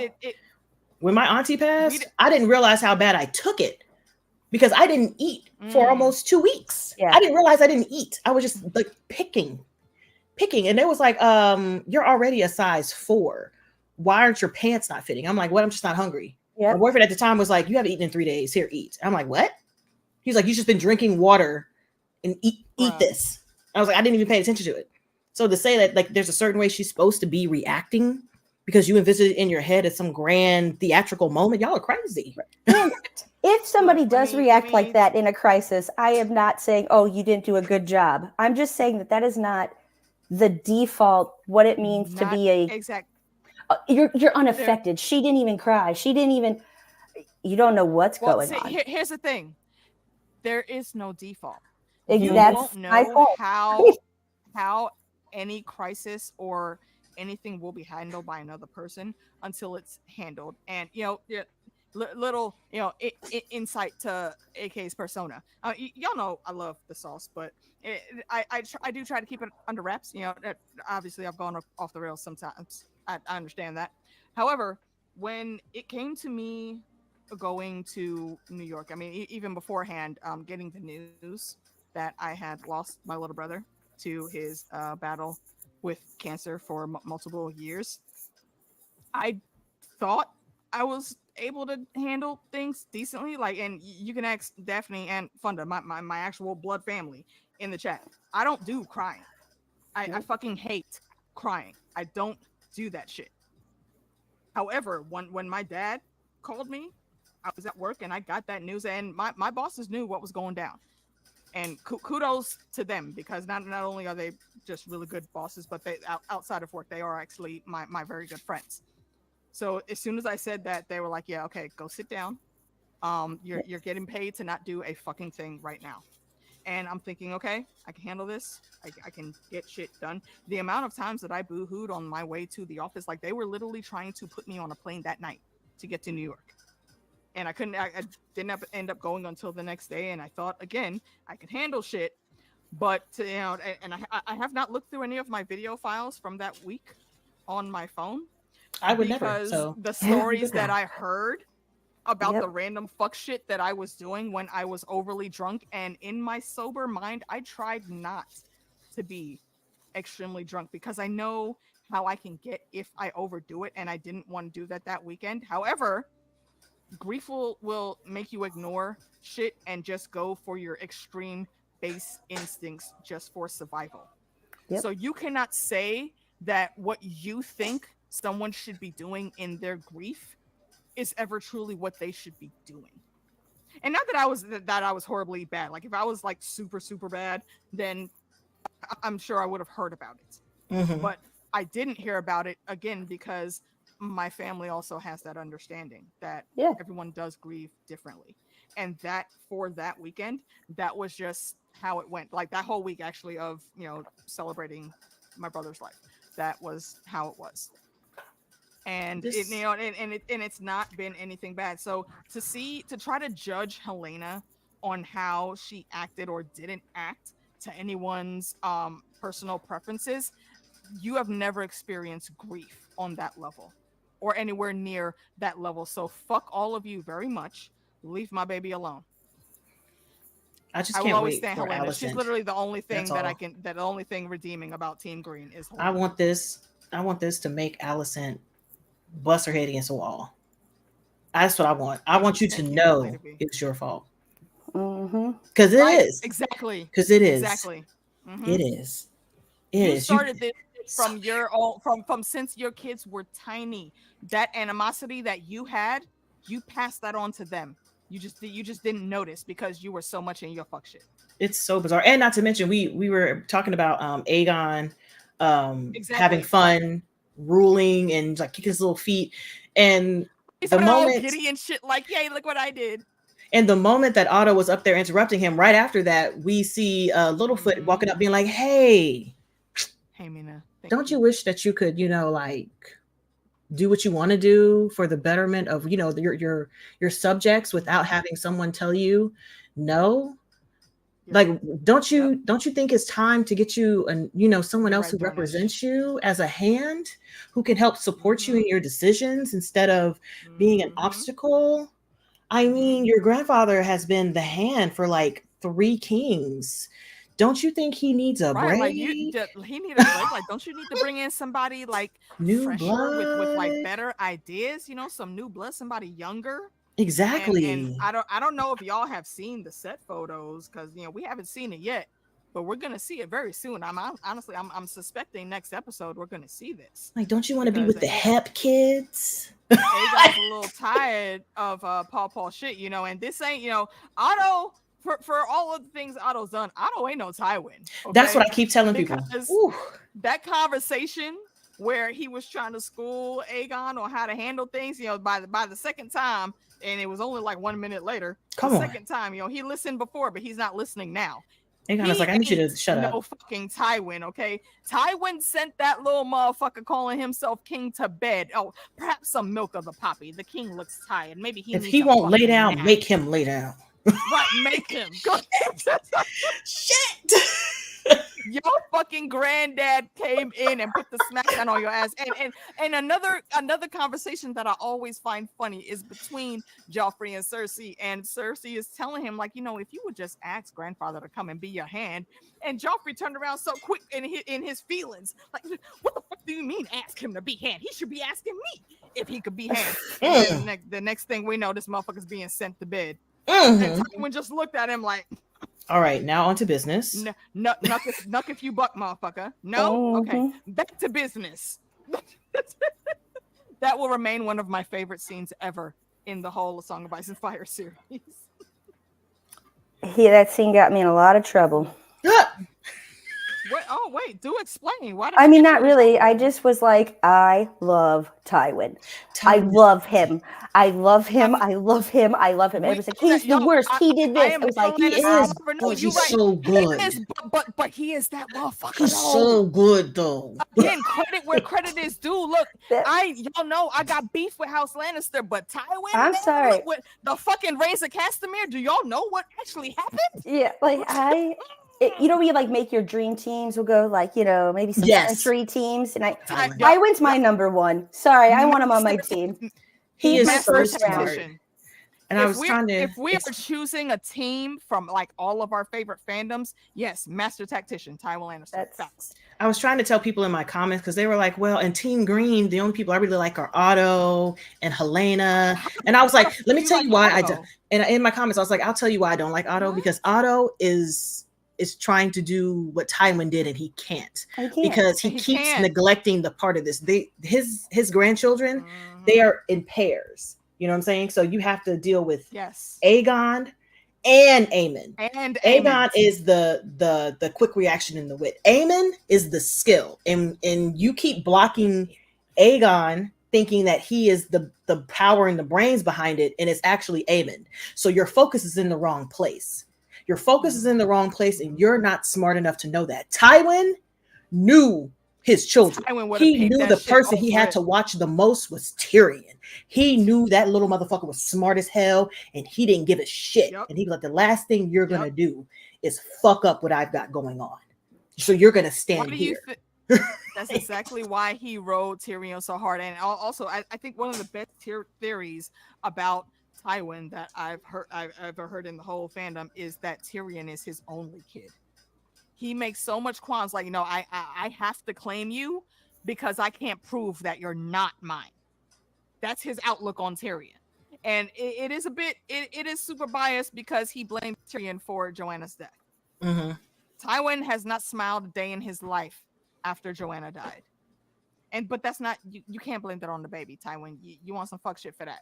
And you want some fuck shit for how you treated Tyrion, period. However, I understand because that's his grief. And he can't let go of that. But yeah, Otto's trash. And Otto is getting ready to get his ass out of here because he keep playing too much. I don't know. See, like this group of Lannisters, I think they've been playing them fine. Accurately, because I don't think the smarts happen until Tywin. For me personally, I mean, like there's some the last clever Lannister that we had before Tywin, at least until they show me more of the family and I get to see what they were like, was Land of Clever. And if you know your history, that's the motherfucker that started House Lannister. It's been that long since we've gotten a really, really good, clever Lannister. Chunks. Because literally Lance set the shit up so well that it practically ran itself. They just came in and sat down. Then you got like an extremely fuck shit person like Titles come in, ruining everything, and Tywin had to step up as his firstborn son. Was like, yeah, okay, that's enough of that fuck shit. Exactly. Like, I need you to sit out down. of here. Mm-hmm. Eat the sandwich. That's a complete rant though for another stream. So again, I don't like the Lannisters that we have in this timeline. I think they're both about some bullshit, and neither one of them really know what the hell they doing. They just coasting on their name. So where is the other one? Them. But also, I think he's probably back at Castle Rock. But where is everybody else in the small council? Y'all? Exactly. There's like 4 empty chairs. There's only like one other dude there besides Lannister that we don't know. Yeah, the guy who was to the right of the maester. Who is he? The guy was like the one who made the quip about apologizing for the a only dead other son. guy. I don't remember who he was. They may have said his name, but I don't remember who it was. So, chat room, if you guys know who that character is, please enlighten us. Let us know. But because that table is small. Why have they? My theory, what I asked when we were streaming last night, watching, is like, is everybody else still in the black cells? Because remember, Antonisi is only where she's at because she escaped. Mm-hmm. So is everybody else still being held prisoner down there? Do you think?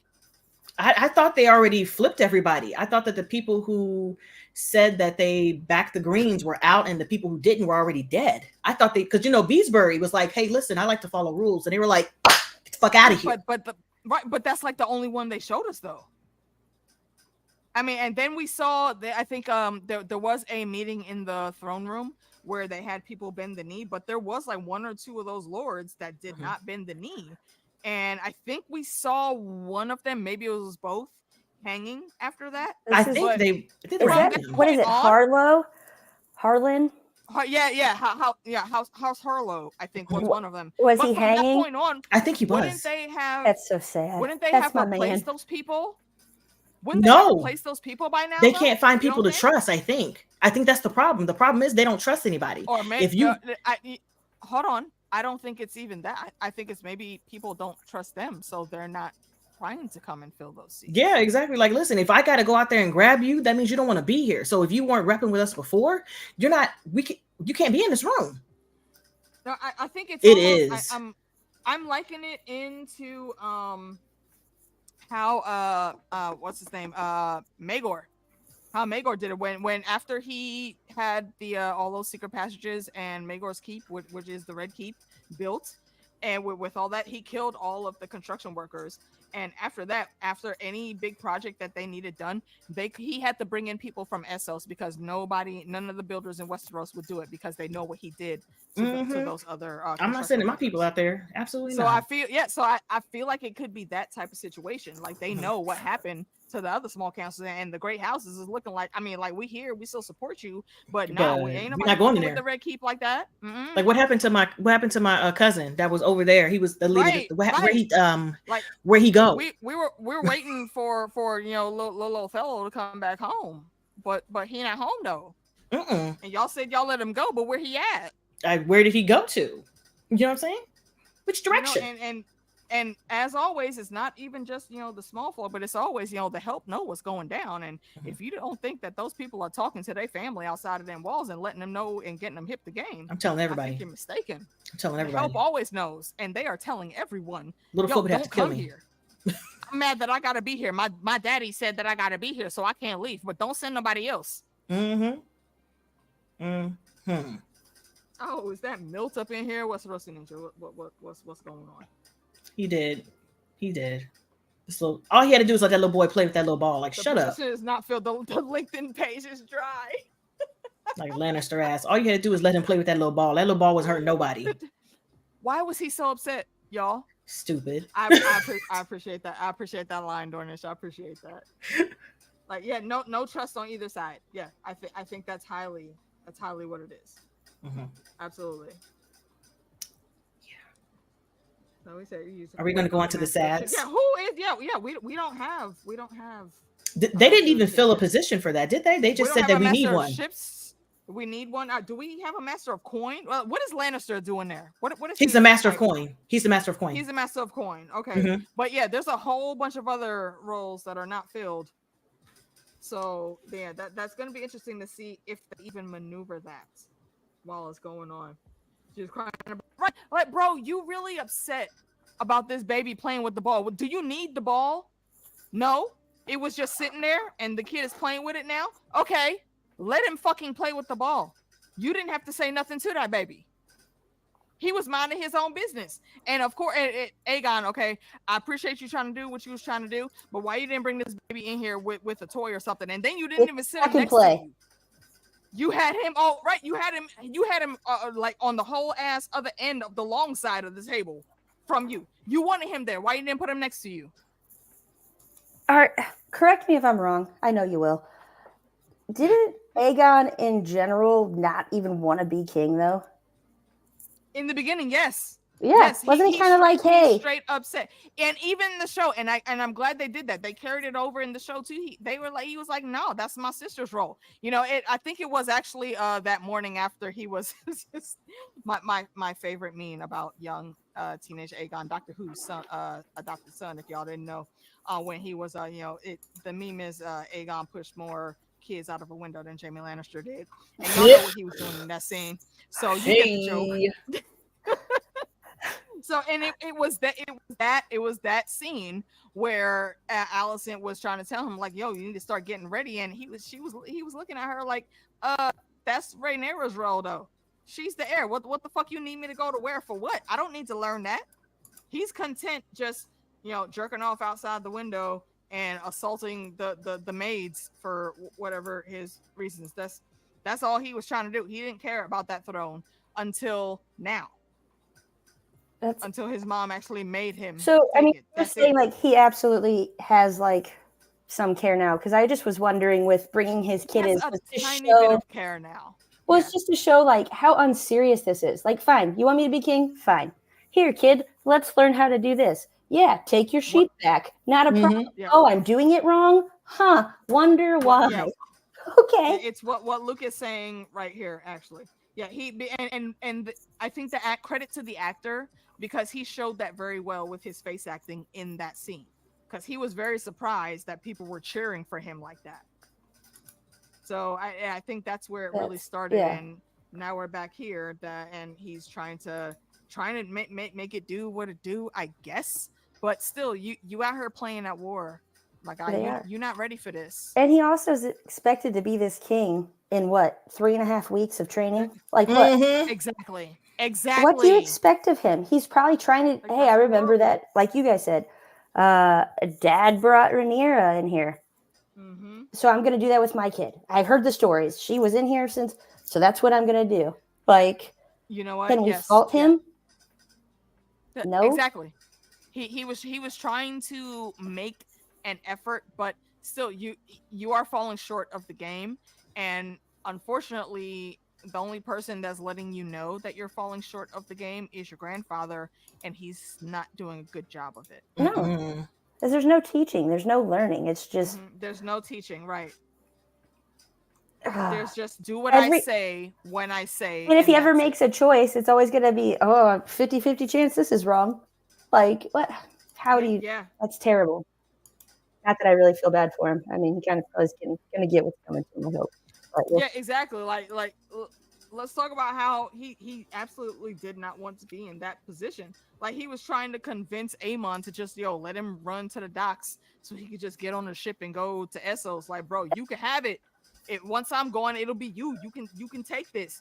And I feel like what we're gonna see, I think we saw glimpses of it in this episode, but what we're gonna see later is Aemon is really gonna start regretting that he didn't let him get on a ship.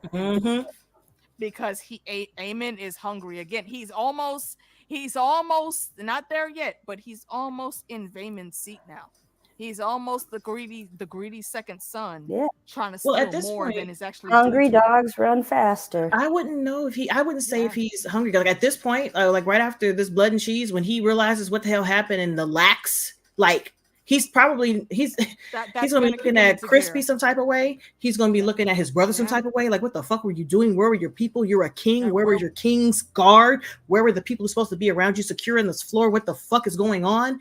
And I think that's gonna make him be like, you know what? You shouldn't be here. That's a good point. I don't think it's even really gonna be on Crispy, but I do have words on Crispy with where this is going. I think he's gonna feel like a great amount of shame once everything happens. And everybody was home. Because Aemon don't hold back. And Aemon, I think if given the chance and the proper training, he would actually shape up to be a decent tactician. We already know he's a decent fighter. I think we've seen that. But to hone those skills, those more extracurricular battle skills, I think he was well on his way. And he's gonna be looking at him like, bro, you know, like, what the fuck was you doing? Sorry, exactly. And then on Crispy's end, he in the book for all the book readers, like this is around the time where he really starts going hard on these battles and as he should, attacks because he fucked coming up from Team Green, and he's doing that not just because this is a cause that he really truly believes in. This is just him being upset with himself, but he doesn't want to face that music, so he's putting that blame on Rhaenyra solely, and he's about to go hard, balls to the wall on these attacks and battles that are to come. And it's gonna be some shit to see. Yep. Are we ready to talk about sad? Yeah. I've been trying to get everything else out first. Listen, but my baby Ray. Walk us in. Go ahead. Baby Ray's going through it. Baby Ray is going through it. She is like, my son is out here somewhere. Can you blame her? He's not dead until I see something, anything. And when she found that wing and that piece of his clothing, my chest. Oh, my chest. That's what I'm saying. Like, once it got to that scene, like Daphne, it's real. Asked me, like, wait, hold on, is there any pieces? I said, I'm pretty sure in the book it was just like a piece of a wing and a part of a leg that was found. So I don't know what they're gonna do here. And lo and behold, yeah, even with all the stuff that they brought up, it was just some clothes and a little bitty half a foot, and what was that? Arax's little half a wing. It was the wing and like some cloak and stuff, and that's it. And tied up in the net. Yeah, she did need that closure. I am not a mother. I sadly will never be able to have children, but like Daphne especially is in the chat, and y'all can ask her. I love my babies, like tiny humans. My heart literally beats for them. So I'm thinking of my tiny humans, and some of them are not so tiny anymore, because you know a few of them, one of them just graduated from high school a year early. Shout out to my baby. And another one's about to graduate at the end of summer, 2 years early. So again, shout out to him. And you see how I'm gushing that little bit right there? That's how I feel about my babies. They're not mine. Obviously, I didn't birth them, but they are mine. They're yours. And that's just how I have always been with kids. And Daphne will tell you, all of their kids, all of my baby cousins, it you know, coming over to cousin Alicia's house, cousin AK, that's the thing. That was the thing to do.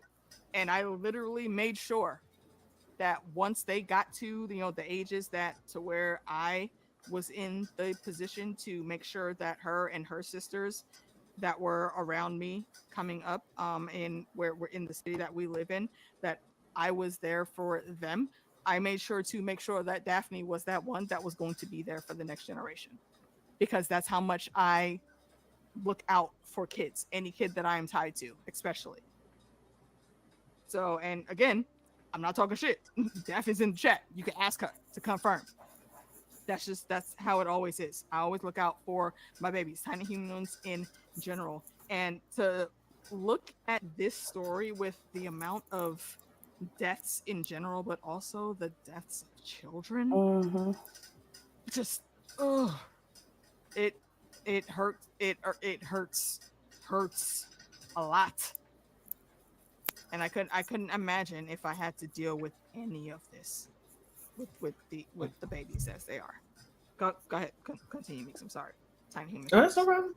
Because she had to, like, once that it was real for her, then she had to go back.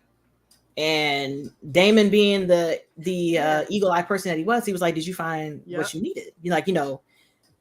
And she didn't have to say anything. She just did a slight head nod, walked to the head of the table, and was like, "You bring me that nigga, and I'm going upstairs."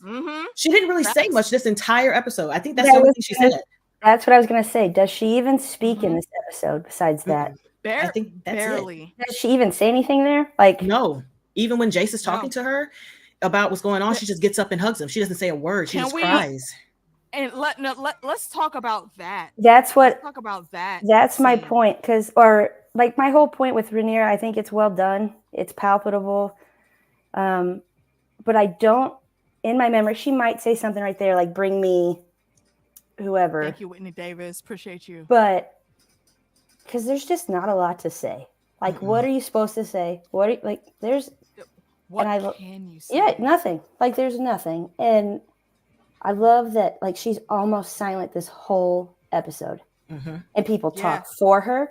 People talk about her. People around say, her. "Can only imagine how she feels," or, "Oh, she's going to need to do this." They're giving a lot of direction, a lot of feedback to other people, not her.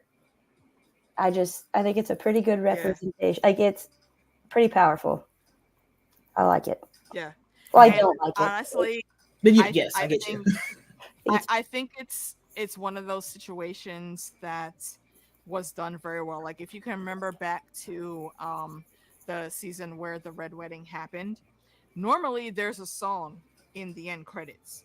That is the only episode that has ended in silence after the Red Wedding. And I think having this episode where Rhaenyra barely uttered a word at all was just that silence in itself spoke volumes. And I think that was very, very clever for them to, and also just honest for the character, for that to work out that way. So I appreciated that, and that scene with her and Jace, and oh god, I cried. We can back it up just a little bit back to the north, because they were having that chat, and Cregan is my dude. Cregan just always keep it real. And Jace was saying, while they're at the wall, Jace was saying that, it pleases me to know that, me and you are here talking, and our ancestors were also here talking. And Cregan, he's like, I could appreciate what you just said, but I'm very thankful that you had the courtesy to not threaten me with your dragon, unlike what your ancestors did. My ancestor. And he didn't say that last word that I said, but it was in the silence that referred. And Jace caught that. And this is another reason I'm a Jace fan, because Jace will catch that shit and he'll try to not only course correct. There wasn't anything there for him to course correct because he didn't actually do the shit. That he recognized that was just Cregan letting him know, while I'm here and I got you, I'm with you. Let me let you know how we have been building and viewing these situations, just so you have the bigger picture. And I think that's exactly the reason why he took Jace to the wall, so he could see. And Jace was thinking like, oh, well, it's winter now. And he's like, oh, you sweet summer child. This is just a random summer snow. When winter really hits, everything that you see around here are going to be covered in snow and ice. No, this is nothing. Which is also a callback to how the Northmen were treating Stannis' troops in the original story in the books. And Jace is talking, and he's trying to continue and give his thoughts on things. But right then, when they get to the top of the wall and he looks out, he drops off on the sentence completely, because then he sees the majesty of what real winter is going to be looking like. And it's a lot more turmoil in the flakes spinning beyond the wall than it is where they're at. So coming back here, where he gets in this where he gets back to his mom, and this is just after he's gotten the message, and Cregan got the message first, as he should, because he's the Lord. And he looked at Jace, and Jace is looking at his face like, also, is it just me, or did y'all think they looked alike? Like, did House Strong originate in the North? I don't know. Because they have similar northern features, at least for the actors that they chose to play those parts, and I kind of dug that. But back to the topic at hand. Jace gets the news, and he gets back home, and he is on business. He's still on business. And I Mm-hmm. love that about him, because when he comes into that room with Rhaenyra, he doesn't say, "Hey mom, I'm home. Boo-hoo, I'm sorry." No, he comes in on business. Your Grace, let me give you the morning report. You know, like Mufasa talking to Zazu. Let me give you the morning report. Here's what went down. House Stark is still down, so the North is still coming in. The Eyrie is in hand. They just want to make sure they can have some dragons patrolling, because other dragons can come and get them too. They know that now. They don't want to be unprotected. So we just got to send somebody up there to patrol and make sure to you know, that things are making it do what it do. And they will definitely have some troops come and help us. And in the middle of all this, she's looking at him, and again, this woman is still in her grief, and I do not blame her for that. And Jace, again, this is his little brother. Him and his little brother were close. Y'all saw how they was battling against fucking Aemon's bitch ass when it came to Vhagar in that little cave. Again, those little girls, they didn't go get any guards like they probably should have. No, they went and got cousin Jace because they know cousin Jace is on that business. So Jace is sitting there, he's trying to give the morning report like Zazu, but then we hear the cracks. His voice them cracks got me. Cracking up. Them cracks got me. And that right. And you can ask Daphne like that right then when it happened. I was like, they just both started tearing up. We saw it coming, and Rhaenyra didn't miss a beat. She came up, put her arms around him, and he just like fell into his arms because again, he grown now for all intents and purposes. But that's still mommy in Westeros. But that's still mommy, and my baby brother is dead now. Mommy, I don't know what to do. And look, neither of them break. Neither of them break. Like some people might say, Rhaenyra was, you know, in shock, or she's like in her grief and can't even think straight. No, she has a clear track mind of what she wants. Now, it might be, I'm going to use the word delusional thinking, because it is. It's like, I have this one track mind. She needed to see her son. She needed proof, and I will not rest till I get it. So she got it. And she came back home and said, I'm the motherfucking queen. I'm going to be the goddamn queen. Bring me his head. Nothing else needs to be said. And Jace shows up, and congrats to your brother, John. He had, I don't want to use the word respect, because that's not what I mean. It's more than that. He knows his mother. He knows her. He knows that she is not some weak, like, yes, I'm hurting, but we still are fighting this fight. There's still things to do. Have to keep that in front of mind. We get to be sad, and that's fine, but like, let's take care of business. Get down what needs to get down. As he's getting through it, they both break at the same time. And what and they reach for each other at the same time. And that is exactly right, I think. Nobody else gets to have that version of them.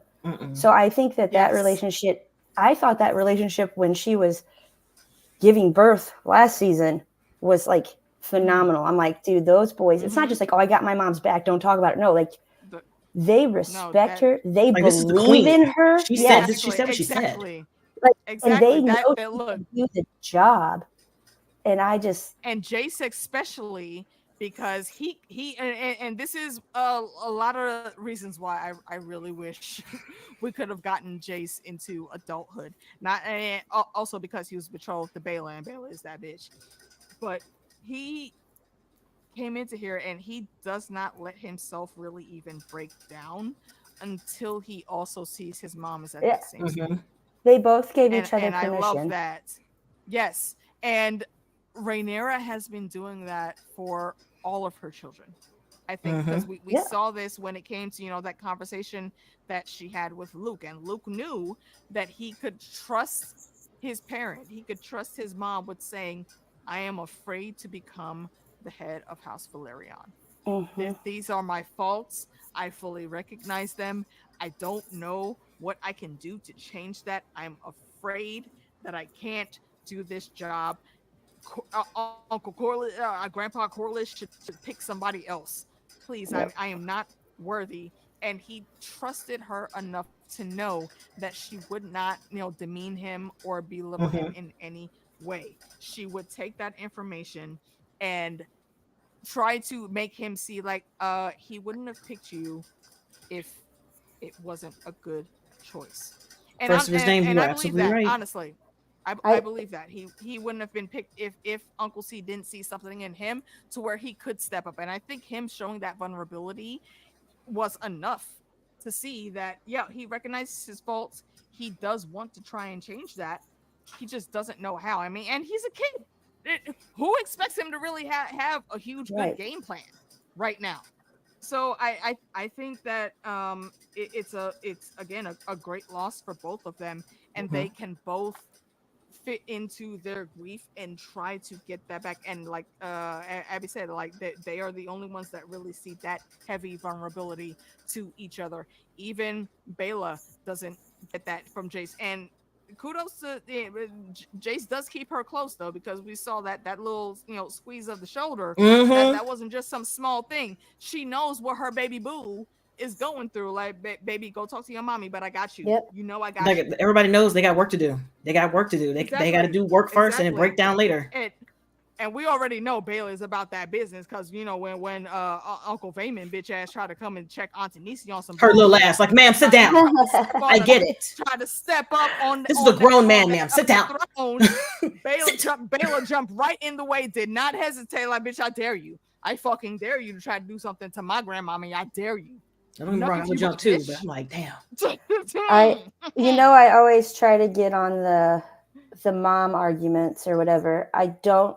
I will stand right here on this little hill. I think we're gonna argue on moms on this one. But no, not on this one. I'm just saying, historically, I'm always about hey, you're not considering all parts of being a mom. It's an unfair assessment. We're not going to do that today, because all I'm going to say is I do not think that there is a better representation of a mother, like a mother that I believe, and that's probably not fair, like to say this is that I believe every child deserves. And I think Rhaenyra is it. Oh, yes. Because she has built into them strength, and she has built into them being capable and doing it themselves, and allowing them to know that she has faith in them. She trusts them, but also, like, you're still my kid and we're still human, and we get to have that side too. Yeah, so, like, even if you're confused, you're worried, come to me, tell me. That's Let normal. us walk and talk through this. That doesn't make it weak. Yeah, I love that her. part especially, I think, is great, because he knows right then and there that he can call on her. He knows, maybe in his brain to himself, yeah, I'm not worthy. However, baby boo, you still got time to learn. So, that's the this point. Isn't like your starting point right here. This isn't your ending point. All you have to do is push through and keep it pushing. And I love that. And let me jump back over to what I got highlighted here. Milt is saying, so is that confirmation that Aurochs hatched from one of Cyrex's eggs? That is highly possible. I don't think we don't have the actual dragon egg lineage as of now, but I don't see any reason to refute that at the moment with the information that we have. I think that matches up just fine. Excuse me, and it would make sense.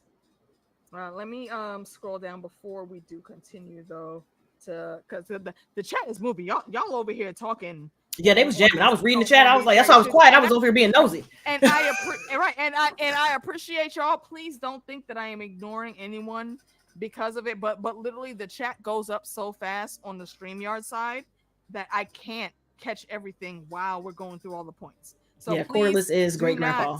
He is the great grandpa. Yeah, please do not think I'm ignoring you guys at all. That is not what's happening. And also, I love when you guys continue the conversations into the comments. I've seen that a few times. I appreciate that you guys want to, jibber jagger and go back and forth with each other on that. So yeah, please continue, please, and thank you. I really please continue, because I don't necessarily participate in the chats, but I totally lurk the whole time. Yes, and I giggle. And that's word for real. I know that I have some specifically, I won't name names, but I know that there are several people that always shadow watch my streams, and they don't jump into the chat often. It's very rare that they do, and sometimes they I know that there's people that be in the comments reading and watching along that don't always make themselves known. So I see you guys that are the faceless men of our streams and chats. Thank you for what you do. I appreciate all of you. Never stop. Continue to come back because we love having you here. And let's see, Helena's saying here, Rhaenyra didn't just lose Luke, she lost her dad and stillborn baby. Exactly. In quick succession. Back to back. Very quick succession. And that is another reason where when I see these people talking about, well, Rhaenyra needs to get it together and start doing this war thing. Do you realize what it is to lose people so close to your heart, to your soul in such quick succession? How that could break you? And an entire nation turned its back on you. Unbroken. Exactly. Like, are you serious right now? Do you have any type of life lessons, any type of life experience to where you're trying to judge this woman on how she's dealing with these things around her grief, with her throne being usurped? Very clearly, again, let me state, usurped. Aegon is not supposed to be on that throne. And she lost her dad. Everyone talks about it. The whole green side talks about it. Just, all day, every day. They're like, yeah, like we got him on this throne, so now we got to figure out.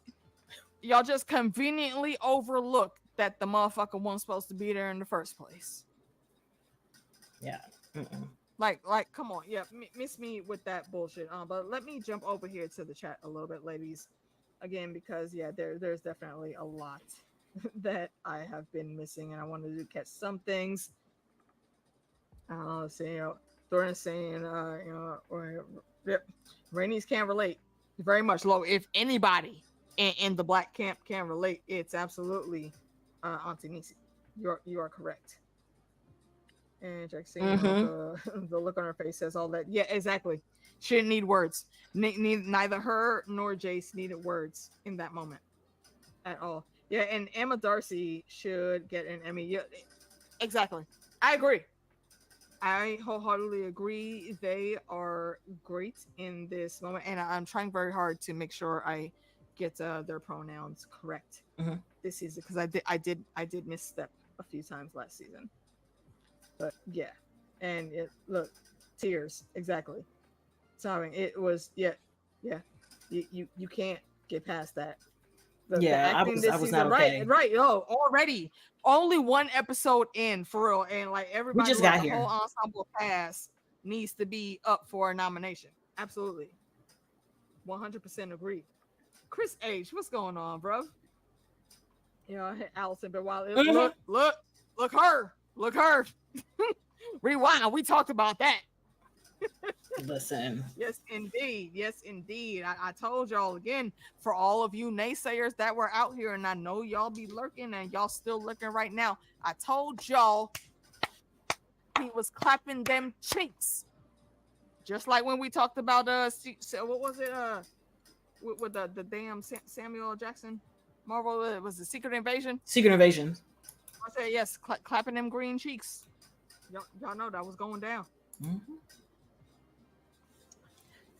I'm just going to jump in here for a second. Hey, y'all, there's like 41 of us in this thing. Yay! But there are only 13 likes. So can we like... What?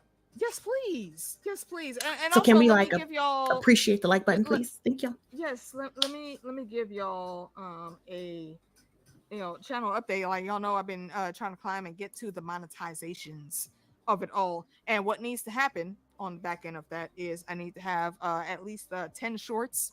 They said, I think I have a couple of them now. I need to do some more. I will be working on that in the next month. I can't say this week because I know it's a lot of shit be going down behind the scenes that y'all don't know about. And also I need to get to at least 1,000 subs. And we are very well on our way to that. So like between 2 days ago and now, we have had a really good push in growth. And I appreciate that for y'all. Thank you. Yay. We love a like. And liking and participating in the streams, and also, getting those new subs coming in to follow your girl. I appreciate that. Absolutely. Please know that. We trying to get it to over 1,000, or at least 1,000 by the end of the year. And I think we could do it. So please continue to follow and come interact with these streams. Mostly 9 times out of 10 it's gonna be just me and Meeks and probably Daphne here. But I do also, pull in guests, and just like last season, we are gonna have some special guests on for every episode. We don't know who, and if you want to know who, just look at the thumbnail, because I'm doing a little something different. I didn't work it out in time today, so it's a generic thumbnail that's out there, but I will be updating that, so stay tuned. But if you want to know, who's going to be on with us for any episode, just watch the thumbnail, and then make sure you come back and like and chat with us for the discussion, and spread it across the realm. Share it on your socials, on your Twitters, on your Instagrams, on your TikToks. I've been trying to stay away from TikTok, but be on TikTok. Daphne, TikTok is the best thing in the world. Agreed. They literally be manhandling me. Damn it, Abby. Sorry, I love TikTok. They be handling me and you've got so many tidbits about like shows like this and other stuff, just like historical stuff. Like this is what's doing big, and it always does big when people go in there like, hey, this little piece in the show, it comes from this, and just like, because even me talking about random Bridgerton, like, I love it. Right, and yes, make you a 97-part series. Just chop this show right up. Part 1, 30 seconds. Look, if you want, no, not 30. Don't do 30 seconds. Do a minute and 5, because that's how you get your stuff. Yeah. See, look. See. Okay, Meeks already got the formula down. So yeah. Eventually, I can't say it's gonna be soon, because look, the real world don't stop for the streams. Okay, and y'all know, y'all been watching me since Game of Thrones. I've always said that the real world does not stop for the streams. So I can't always go as fast on some things as I want to. But yeah, that's where your girl is at right now. So tell your friends, like they don't even really gotta watch. It's about when it comes to monetization, it's about a sub count, honestly, because I know there's enough of y'all here already. So when I get these shorts put out, I already know y'all are gonna make it do what it do, because I appreciate y'all and I know y'all appreciate me. So that's automatic. But getting the new subs in, that's like the biggest push. And surprisingly, after last night when me, Daph, and Tanisha did the live stream watch along, we got a very big boost in subs. So tell your friends, tell your parents, tell your cousins, tell your siblings. They don't even gotta watch. Just jump on and hit that subscribe button. And let's get it popping over here. I'm at, what was it, 8:31? Nope, you're close. 8:35. What 8:35? Okay, look, see, I done got some new subs. Ma'am, don't get excited. Don't get excited. Right, I know. Team Green. One of them I was got me. excited this time. Listen, she gets excited, it's gonna shut it down. Don't get excited. Like it's gonna shut it down. That's what I'm saying. I was celebrating a little bit too much today. No, what I'm saying is one of them was me. So don't get excited. See, you know what? See, because you said that, I'm not excited, bro. I got to give you attitude now, because how are you just now subscribing, ma'am? Well, I have an issue with YouTube subscriptions that my children just keep making more accounts. Yeah. And then on the wrong ones, and I can't get back into the original Gertie Go Home or Go Home Gertie. Now I'm like Gertie Go Home 27. Who knows? Like, I don't know what inception we're at now. So look, see, y'all hear this bogusness, okay? Me and Abby been friends for years. I have been on some of them things where her and her siblings, like they literally adopted me already. Yeah, it's true. Okay. But I don't subscribe to our own channels, just so you know too. That's funny. Terrible. Damn. I don't. Ma'am, I'm gonna need you to support yourself. Yeah. Exactly. No, and I say all these things in jest, y'all. Okay, do not go hating on Drawbridge Media at all. Just go start liking it and sub into that. She could back up my lack of doing it. Is there anything else in this episode? Thinking about it, I think maybe a couple things. Chat room. I am going to scroll down and look at some of you guys' thoughts you're putting in here.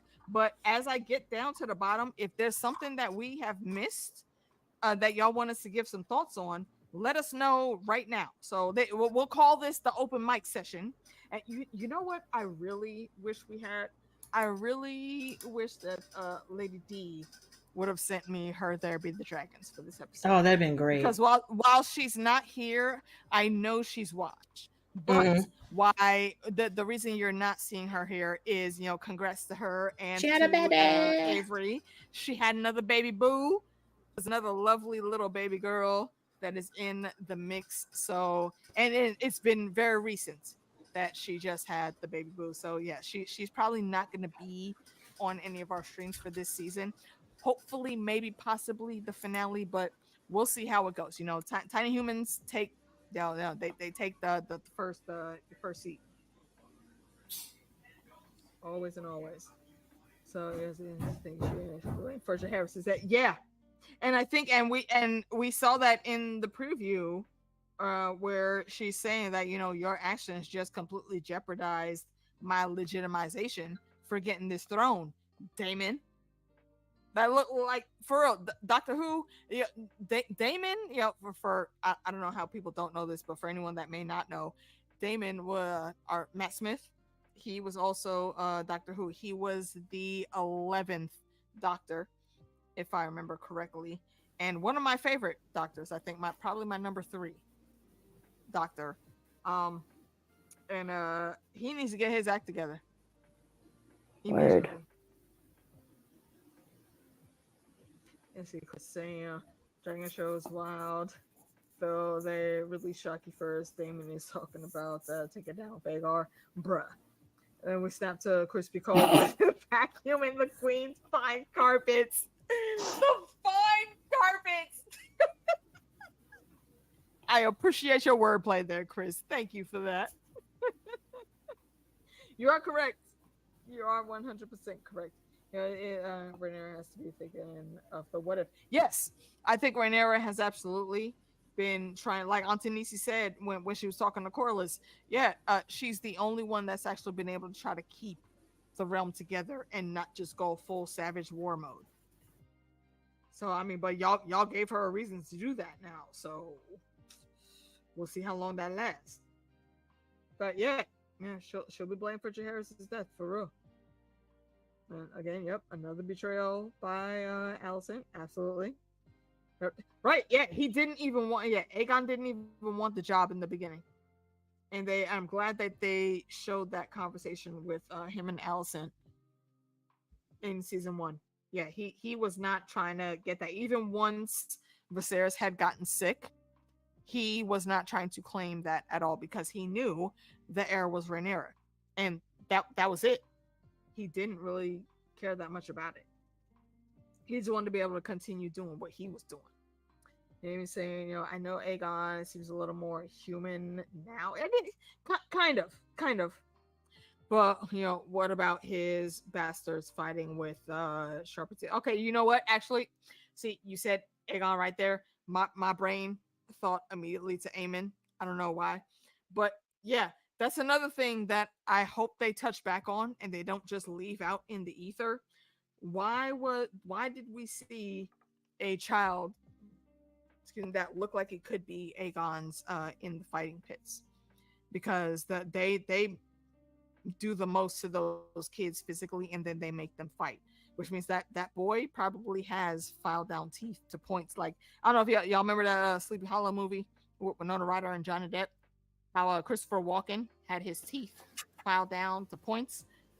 That's how they do the fighters in that brothel fight club place that they had that boy in. So that I think that's going to be sketchy, and I hope they tie back into that somehow. Yes. Lady Rhaenys is she always makes it do what it do. But you know what, Ron? You're not wrong. You're not wrong, sir. Mm-hmm. And again, let me know. Slide into my book face or Twitteros DMs. Let me know if you want to come through next Monday. And let me scroll down just a little bit more. Justin only 21 likes. Jack seeing 32, and come on, let's get them up there, y'all.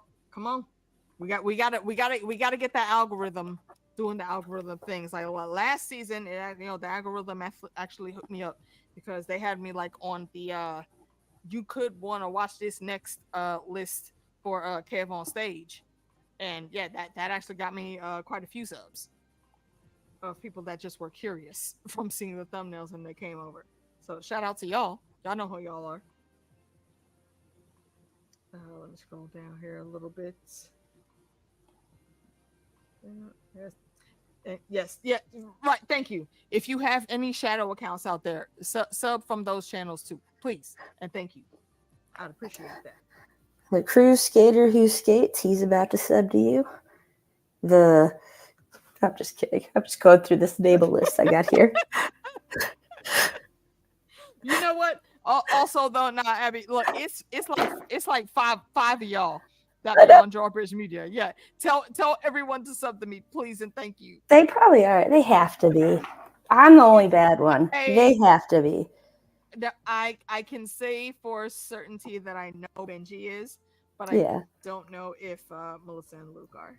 All right, I'll and make the other siblings I don't know, so introduce me, please, and thanks. I'll get one more. The other one probably has no. I appreciate that. Thank you, Luke. Please spread the good word. Also, share this on y'all socials. I am not always good about sharing my own socials, so please help us out. I'd appreciate that. Please share your Tinder account. Look, hey, look, I'm not gonna hold you. Go ahead, because y'all know how them Tinder algorithms be going. The algorithm be algorithm on the Tinder. I've never done Tinder in my life. I have never done it in my life either, but I do know several people that have. Maybe it'd be fun. Yes, please and thank you.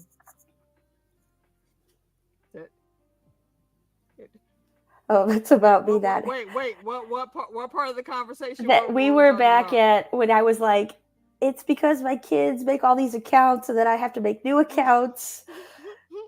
He was calling me out. You know what's real funny about this Luke character here is I highly doubt that's my brother because he's way kinder than him. No. He messaged me earlier today. That's you ready for it? Like just the name alone, I just like want to be at odds with him. So sorry, Luke. It's not your fault. It's not your fault. Right. Yeah. Let me set that precedent.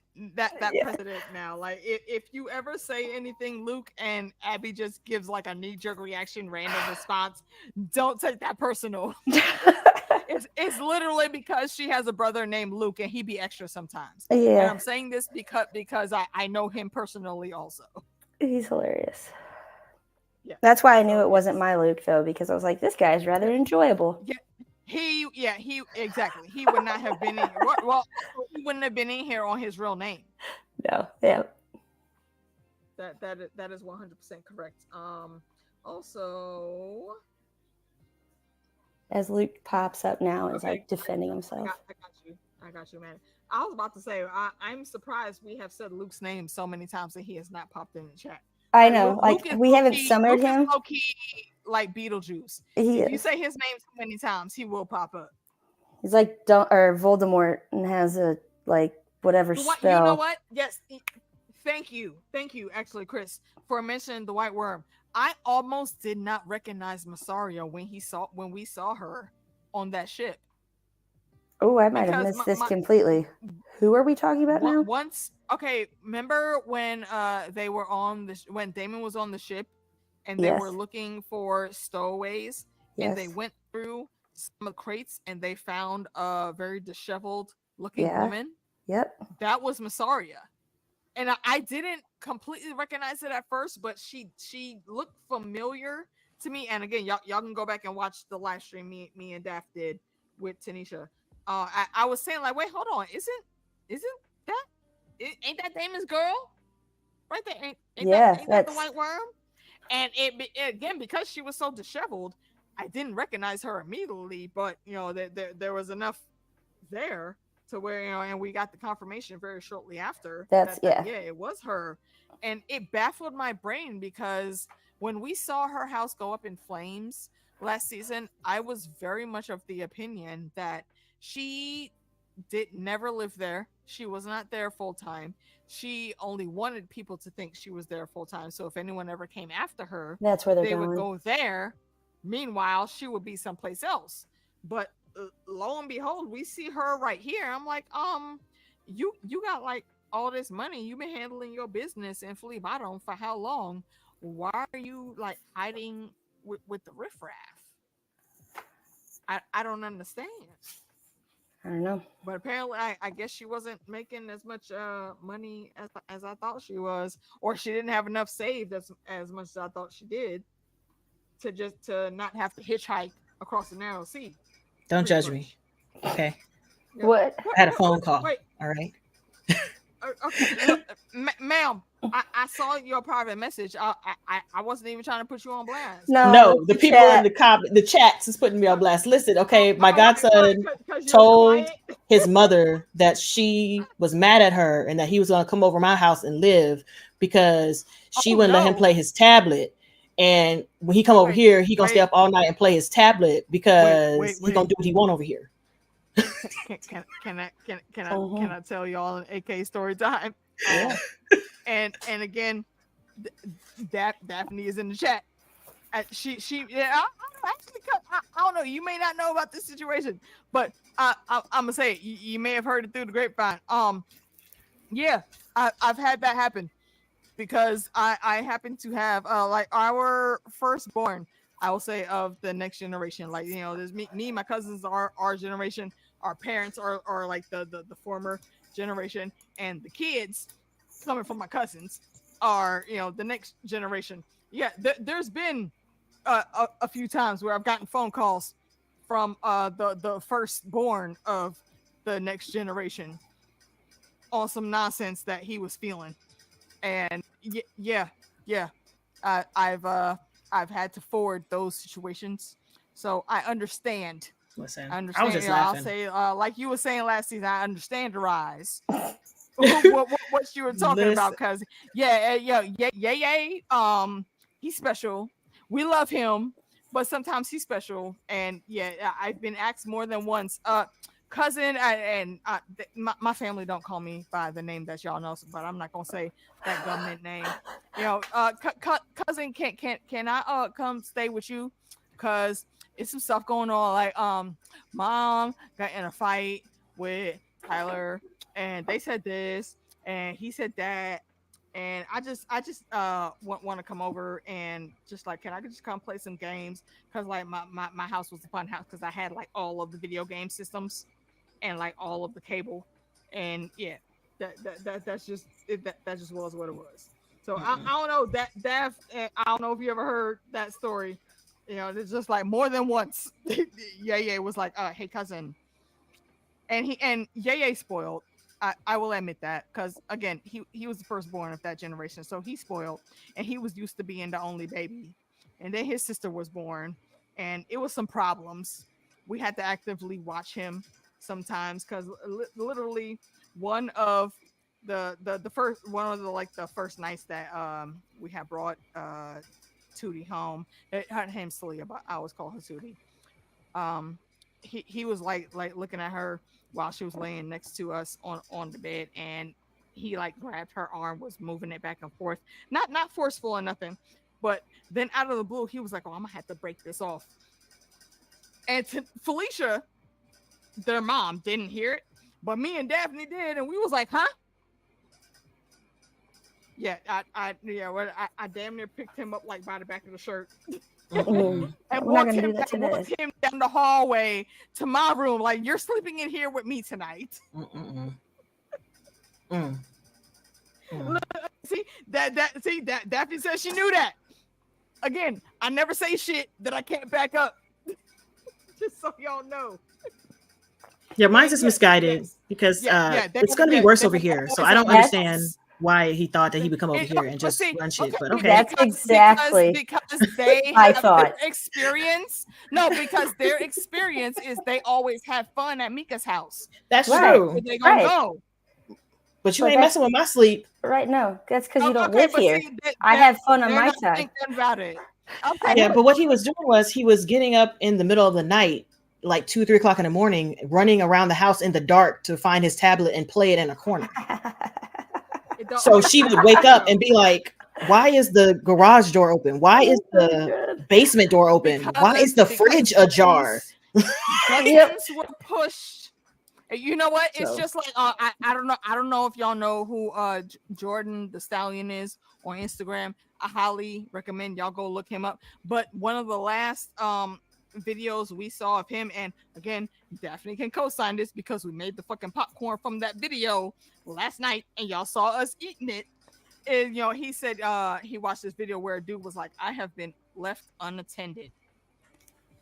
And he came up with some like bacon grease made popcorn kernels and whatnot. Awesome. And I can tell you wholeheartedly from experience, it was, because our consensus when we saw that video was to put it in the cousin group chat, and we were like, we have also been left unattended, and we would like to try this recipe. I have bacon upstairs. That's about to happen tonight. Sounds great. It was.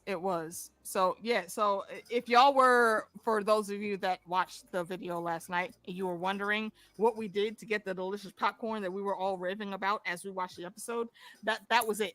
We fried up some bacon bits, and we used the bacon grease to cook the popcorn kernels in, and then we added some cinnamon to one batch and added some white cheddar and sea salt or something else, I think, to the other batch. It was delicious. So for episode 2, if you need a snack item, you should make it that.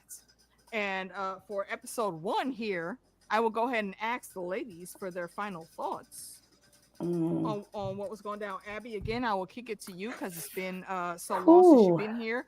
Give us your thoughts, my lady. What is your final great thought, and what do you rate the episode? Let's say 1 out of 10 blood and cheeses. What you got? I'm gonna give it a 9 blood and cheeses.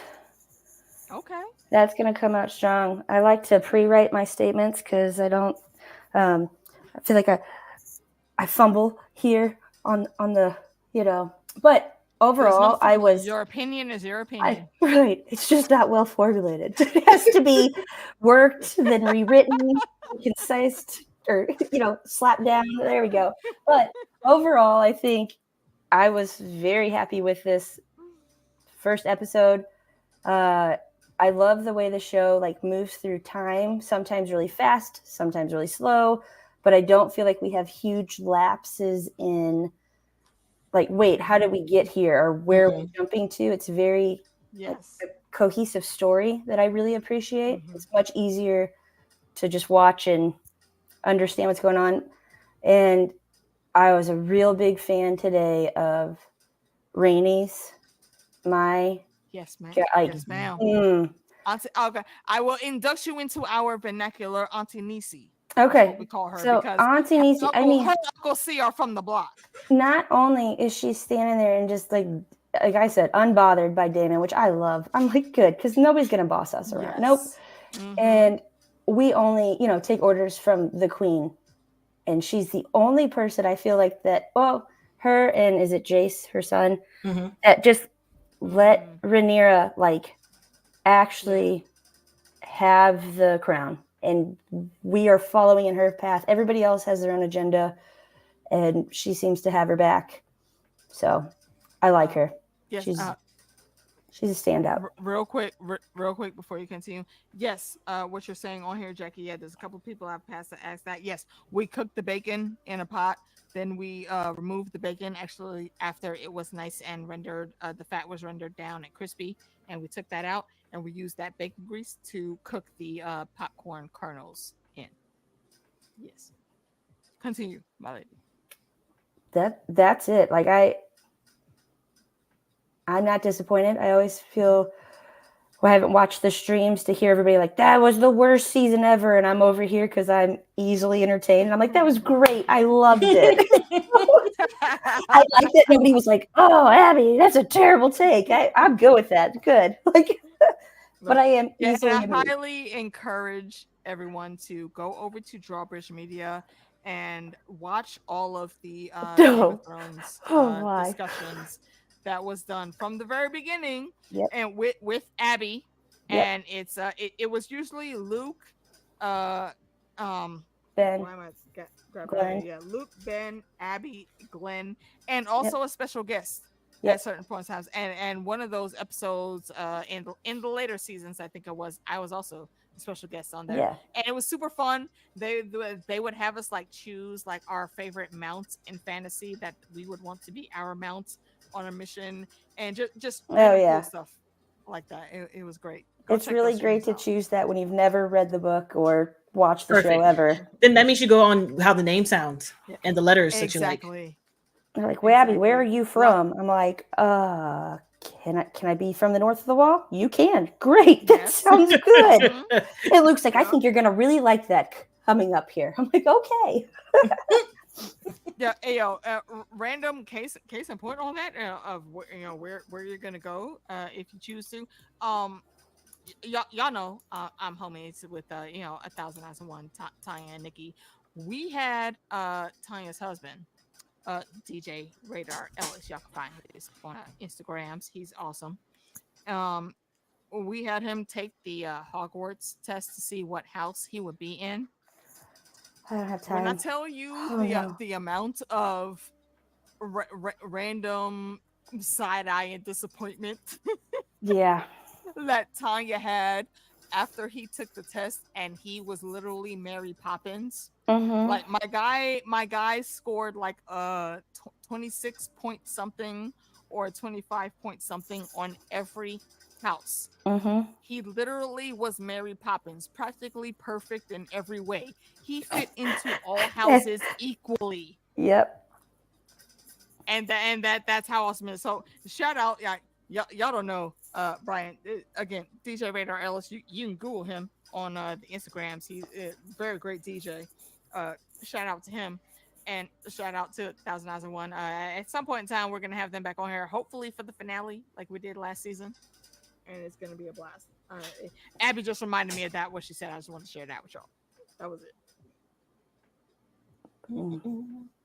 And so for the wrap up, Meeks, do you have any final thoughts? What did you rate the episode out of what was it? 10, remember blood and cheeses. Blood and cheeses. There we go. Say? Yes, out of 10 blood and cheeses. I'm gonna give this a solid 8 blood and cheeses. I really enjoyed this episode.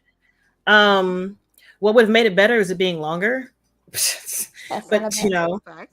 I really enjoyed everybody's acting. Emma did amazing. Jace did amazing. Like I really believed in each, even though some of the characters are shitty, I believed in each and everything they were doing. Like I believe you would do that. There's no doubt in my mind that you would do that. I like the way that we're seeing another version of events, a more truer version of events. And hopefully people understand that you can't, in this series, you can't clutch on the books. You can't. Unfortunately, you cannot clutch on the books. Game of Thrones, you can, because they were perspective chapters. So you were seeing it from the person's perspective. They were telling you what was happening as it was happening. For this, it's a retroactive history book made up of stories. It's like a fable. Aesop's fables. Grimm's fairy tales. Yeah, like we don't know what happened. Somebody has said that there was an ogre under the bridge that took your money. We don't know that. It could have just been some old man who was dirty sitting there and be like, give me your change, bitch. We don't know what's happening. So we can't run with this as fact. So you just need to like take that, let the book, be the rumors, and let the show tell you the truth of the matter, and just watch and learn and see how it all became so fucked up. We haven't even gotten started on the fuckery of the situation. Oh, it's gonna be so bad. I can't wait to see the repercussions of them failing to protect this house. Like, and also I can't wait to see how Ray and Day-Day's relationship is going to change, because you know how she feels about this. She just lost a child. When she finds out he did this, he co-signed this, she is never going to trust him ever again. Period. Fact. She can't fully trust him. So I just can't wait to see how this is going to change the relationships with the teams themselves and with everybody on the team themselves. So excited. All right. I am going to give a shout out, and I got Daphne's name up here because Daphne is the one that introduced me to Medea and the specifically the plays of Tyler Perry playing this character, and I just want to give kudos because there's a lot of random storytelling type things that I've seen portrayed that I can very much line up against what I saw in some of those early plays, and it just tickles my heart. So yes, thank you everyone for coming through tonight, especially with all of the ridiculous tech difficulties we have had. I appreciate you still being here while we were faceless on the streams. Yeah, and it's been a great time. I will give this episode, I think I'm gonna go with like a 8.25 blood and cheeses on this episode because I there's a lot of things I admired. There are very few ththings that I didn't like. I mean, so much so that to where I really don't even think they need to be mentioned because they're just so small, such small things in the grand scheme of everything that we got. So we will be looking forward to another watch along. If you guys don't have anybody to watch with on a Sunday, come watch with us. I'll be back over at the cousin's house. It'd be me, Tinny, and Daph again watching episode 2 together, and probably doing a bit of an after show depending on what happens during the episode. And we'll be back here on Monday to talk about it again. In the meantime, though, tomorrow you will catch me and the brother fandom D Saint and my brother DJ Wun Wun on DJ Wun Wun's channel, talking about episode 1 again. Wednesday, we will be continuing our Fallout General journey. What do we have now, Meeks? Like three more episodes to do? Fallout? Yeah. Or is it 4? I think it's just 3. I wish hold on. You know what? Hold on for a second. Mm-hmm. See his face? Yes. I don't know, man. You came on here just to say that. Listen, I was just like, girl, I just want you to see my confusion, girl. I don't know. Can't remember. I think we did episode 4, so maybe we have 4 more. I don't. Oh no. I think we're past that. Wait, hold on. God, we really got to look. No, damn, no, I was hoping. No, I have the YouTubes open. Let me just wait for. Me too. I was like, damn. Let me just wait for the double damn tab to scroll. Yeah, we just did 5. So we just did 5. So we have 3 more. There's 3 more. So we're going to do episode. Oh wait, hold on. No, The Boys doesn't premiere until Wednesday. So The Boys is already out. Are those first episodes out? Okay. The first 3 came out last Thursday. That's right. Okay. So no, I don't want to push Fallout back. So we are going to on Wednesday be doing Fallout episodes 5. And then the last one was supposed to be the double 6 and 7. Yeah. It's 8. Is it 8 episodes or 7?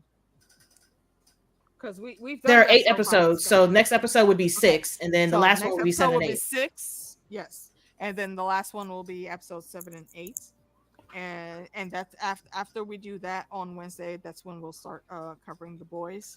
Yeah, they released the first 3 episodes of The Boys. Yeah, okay. I think there's usually 10 episodes for those seasons. So yeah, we'll split those up once we get done with Fallout. And if you want just maybe a full Fallout whole season chat, you can head over to Costume Co. Heidi, and we did a full season chat with her, Justin, and someone else. I think it was Farcar. I don't remember. But The Boys has 8 episodes, by the way. 8 episodes. Okay, that'll work out pretty decently. Okay. So yes, Luke said, "Come here for the mess." Look, we are not only just Team Black, we are also #Team Mess.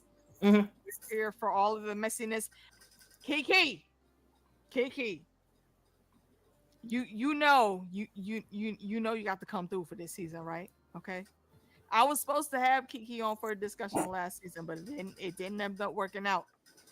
and I'm not opposed. Like some folks have tried to tell me, I'm not opposed to having someone from the Team Green camp on here, especially when it's somebody like the homie Kiki. So no, absolutely, Kiki, jump into the DMs. Let me know what episodes you might be available for, and we're gonna make this happen. So yes, we gonna talk about that, and I'm actually kind of excited to have someone from Team Green on here with us who are very mostly predominantly Team Black. But yeah, so we are going to get that done. And then this Thursday we'll be on with Heidi again on Costume Co. I'm pretty sure Justin and Shadowcat Bex will be on with her as well for the episode 1 chat again of the House of the Dragon. And then we will loop back around. We don't have trivia or anything this Friday. So yeah. Sunday, then we'll be back for episode 2, live watch along. Me and Daff will be over at Tinny's house again, so we're gonna do that group watch, have some more delicious gourmet popcorns that we make, and then we'll be back here again on Monday for the episode 2 chat with Meeks. I don't know who our guest is gonna be for episode 2. I will say though, there are some of our faves that I know already will be coming back. Kev from Brat Productions. Y'all met him last season. He was on with us. I think actually it was for episode 3, which I think is what he's going to be coming on again for this season. And Quinn is going to be back. That's our brother. We've been out here on these YouTube streets together for many a year. So he's going to come back and hang with us. I'm pretty sure there's like 2 or 3 other people. Lauren's Corner. Y'all know Lauren. She will come through and hang with us. So yeah, we're going to get a nice lineup.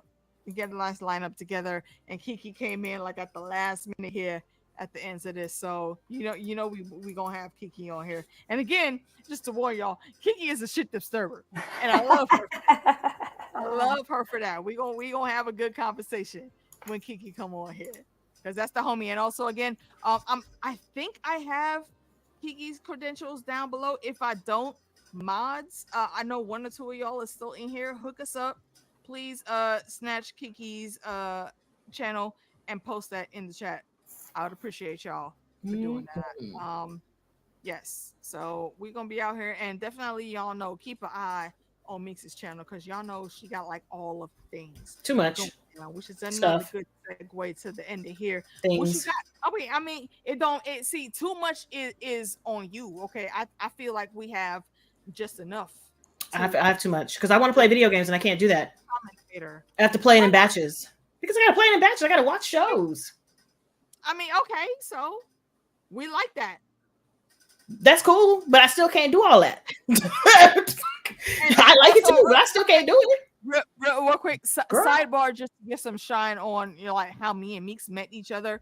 It was during Lovecraft Country, and I happened to see Meeks on Sean Tank Top's channel. And Sean Tank Top is awesome, so I want to encourage y'all to go and look at his stuff. It is Dustin. Is that Dustin, Morgan? Well, right now for House of the Dragon, they're back in Burlington Bar, so it's going to be the bar reactions. Cool. That's awesome. But yeah, a lot of Sean's other streams are with his friends Morgan and Dustin that do those. So go definitely check out Sean's channel. It's going to be awesome. Again, mods, if y'all can snatch that channel link to post it in the chat, y'all would enjoy him. Y'all know I don't recommend nobody that y'all ain't gonna think is awesome on here. So go check them out. Meeks, continue to let the folks know what you got coming out. Stuff. It's so much. Oh, okay. Of course, House of the Dragon, still doing Fringe. I just finished up season 4, getting ready to hit the last season. I thought the last season had 20-some episodes. Lies, 13. So I'll be almost done with Fringe.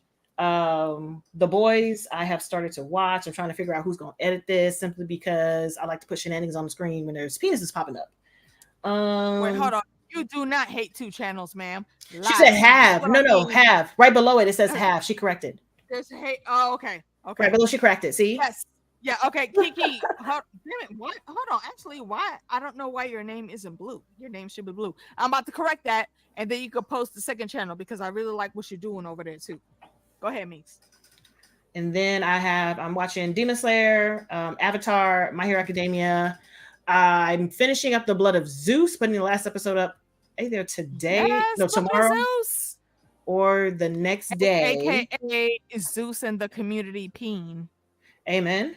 And no K-dramas right now because I haven't found any that I want to start yet. Also playing Baldur's Gate, Fallout 1. I'm trying not to do a Dragon Age run through, but it's going to happen because I feel it in my spirit. And also a Gears playthrough because I feel it in my spirit. These games are coming out. And also a Doom playthrough because these games are coming out. But Dragon Age is going to be on the short list. I'm pretty sure I'm going to start that within the next like 2 weeks. But yeah, I think that's it. Oh yeah, Bridgerton. I finished all of Bridgerton, so that should be coming up soon. I'm still lazy with Interview with the Vampire. Don't judge me. I swear to God, I'm going to watch it. I promise. It's on my list. And I think that's it. I feel like I'm missing something, but I think that's it. Okay, wait. Hold on. Let me scroll back. Oh, wait. What tea? What tea was that about the clock? Explain. Saying you hate 2 channels, something. Wait, I hate to. What? I don't know. Whose 2 channels do you think I hate? What? Oh, Kiki saying. No, you don't. No, you don't, ma'am. It was have. Yeah. Have truths. Again, Kiki is a shit disturber. That is a lie. She loves both of the channels that she has. Yeah. Wait, hold on. You like that there? Wait, okay, hold on. Let me scroll back. Oh, what the fuck did John say? Blood and cheese popcorn. Look here, sir. You know what? We look.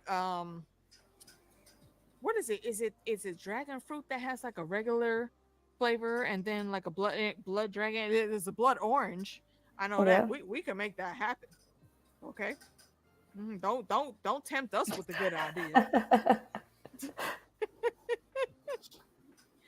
And yes, thank you again, guys. John Haymaker, and Haymaker is one of those ones that have been with me for many a year now. Many years, even before like I met Kiki, even before I met Dornish.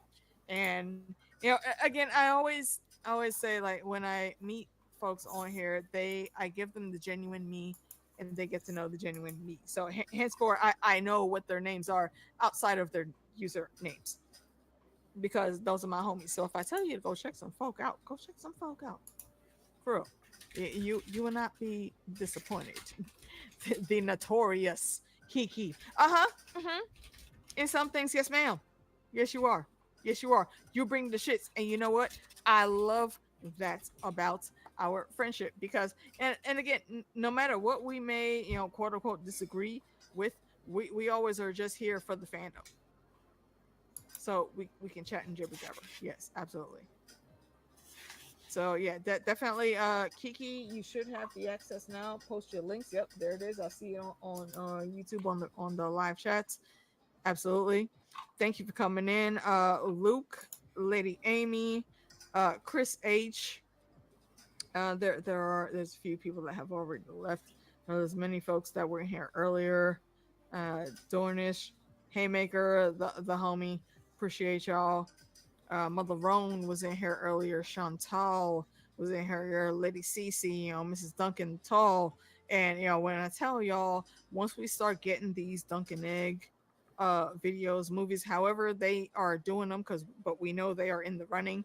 CC is a person you want to go see for like all of the historicals on Duncan Egg, because yeah, she is a very, very learned in that phase. Lemat, new name that I think I've only seen for the first time tonight. Circle Brothers, Ron, absolutely. Again, don't forget, Ron, if you still listen, hit me up. Let's get you on here for the next episode.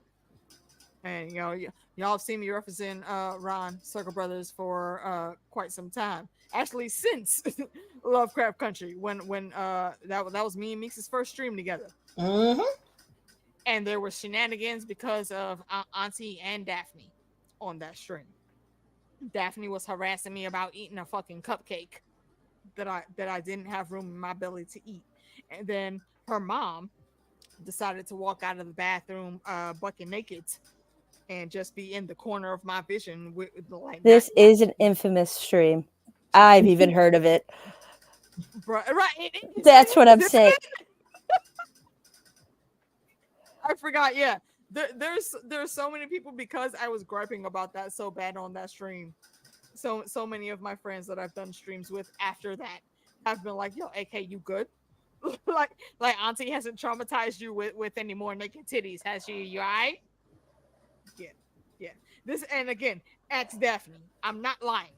You can go and watch this stream on my channel right now. Meeks was there. She can tell you also. My aunties be crazy. There's a few times they've interrupted in streams. Like I think it was one time me, Meeks, and Funda was doing the Last of Us stream, and Auntie came out of her room and decided to go ahead and interrupt. And then we had to tell her about the plant zombies and what we were talking about so she could go watch. Yeah. My family is extra. Look, as Daphne, the baby cousin, said, facts. We extra. Right. See, in Chantal, you was there for a couple of those. The Meeks full of drop. Meeks drops things like damn near every other day.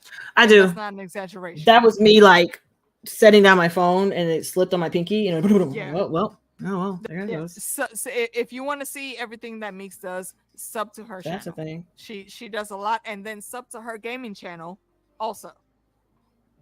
That is the thing. Thank you guys again, because I know we had a lot of technical difficulties. The Team Green was trying to hold us down. Listen, they did not want us to be great this evening, and they tried to do the okie doke, but we figured it out. We got them. And I appreciate you guys sitting and waiting and jumping back and forth to streams and hanging with us. Thank you so much again. I am trying to get to 1,000 by the end of the year. The momentum thus far since January honestly has been great. Let's just keep it pushing a little bit more. Tell your friends, take it back to Money Talks. Chris Tucker, tell your friends about me. Okay, they don't even gotta watch. Just tell them to go on and hit that subscribe button, because that's what counts when the monetization rules come into play. So we will be back next Monday with Meeks. I don't know, possibly with Lady D, or she may be in the chats, and with another special guest. We'll see who it is. I don't know who's gonna shake out. But thank you again for hanging with us. Go and hug your parents, hug your siblings, tell them you love them dearly, and have a great rest of your week. From the Lord Commander. Hashtag Team Black, and I will end with the same moniker that I ended with all last season, because I very firmly believe in it. Always bet on Black.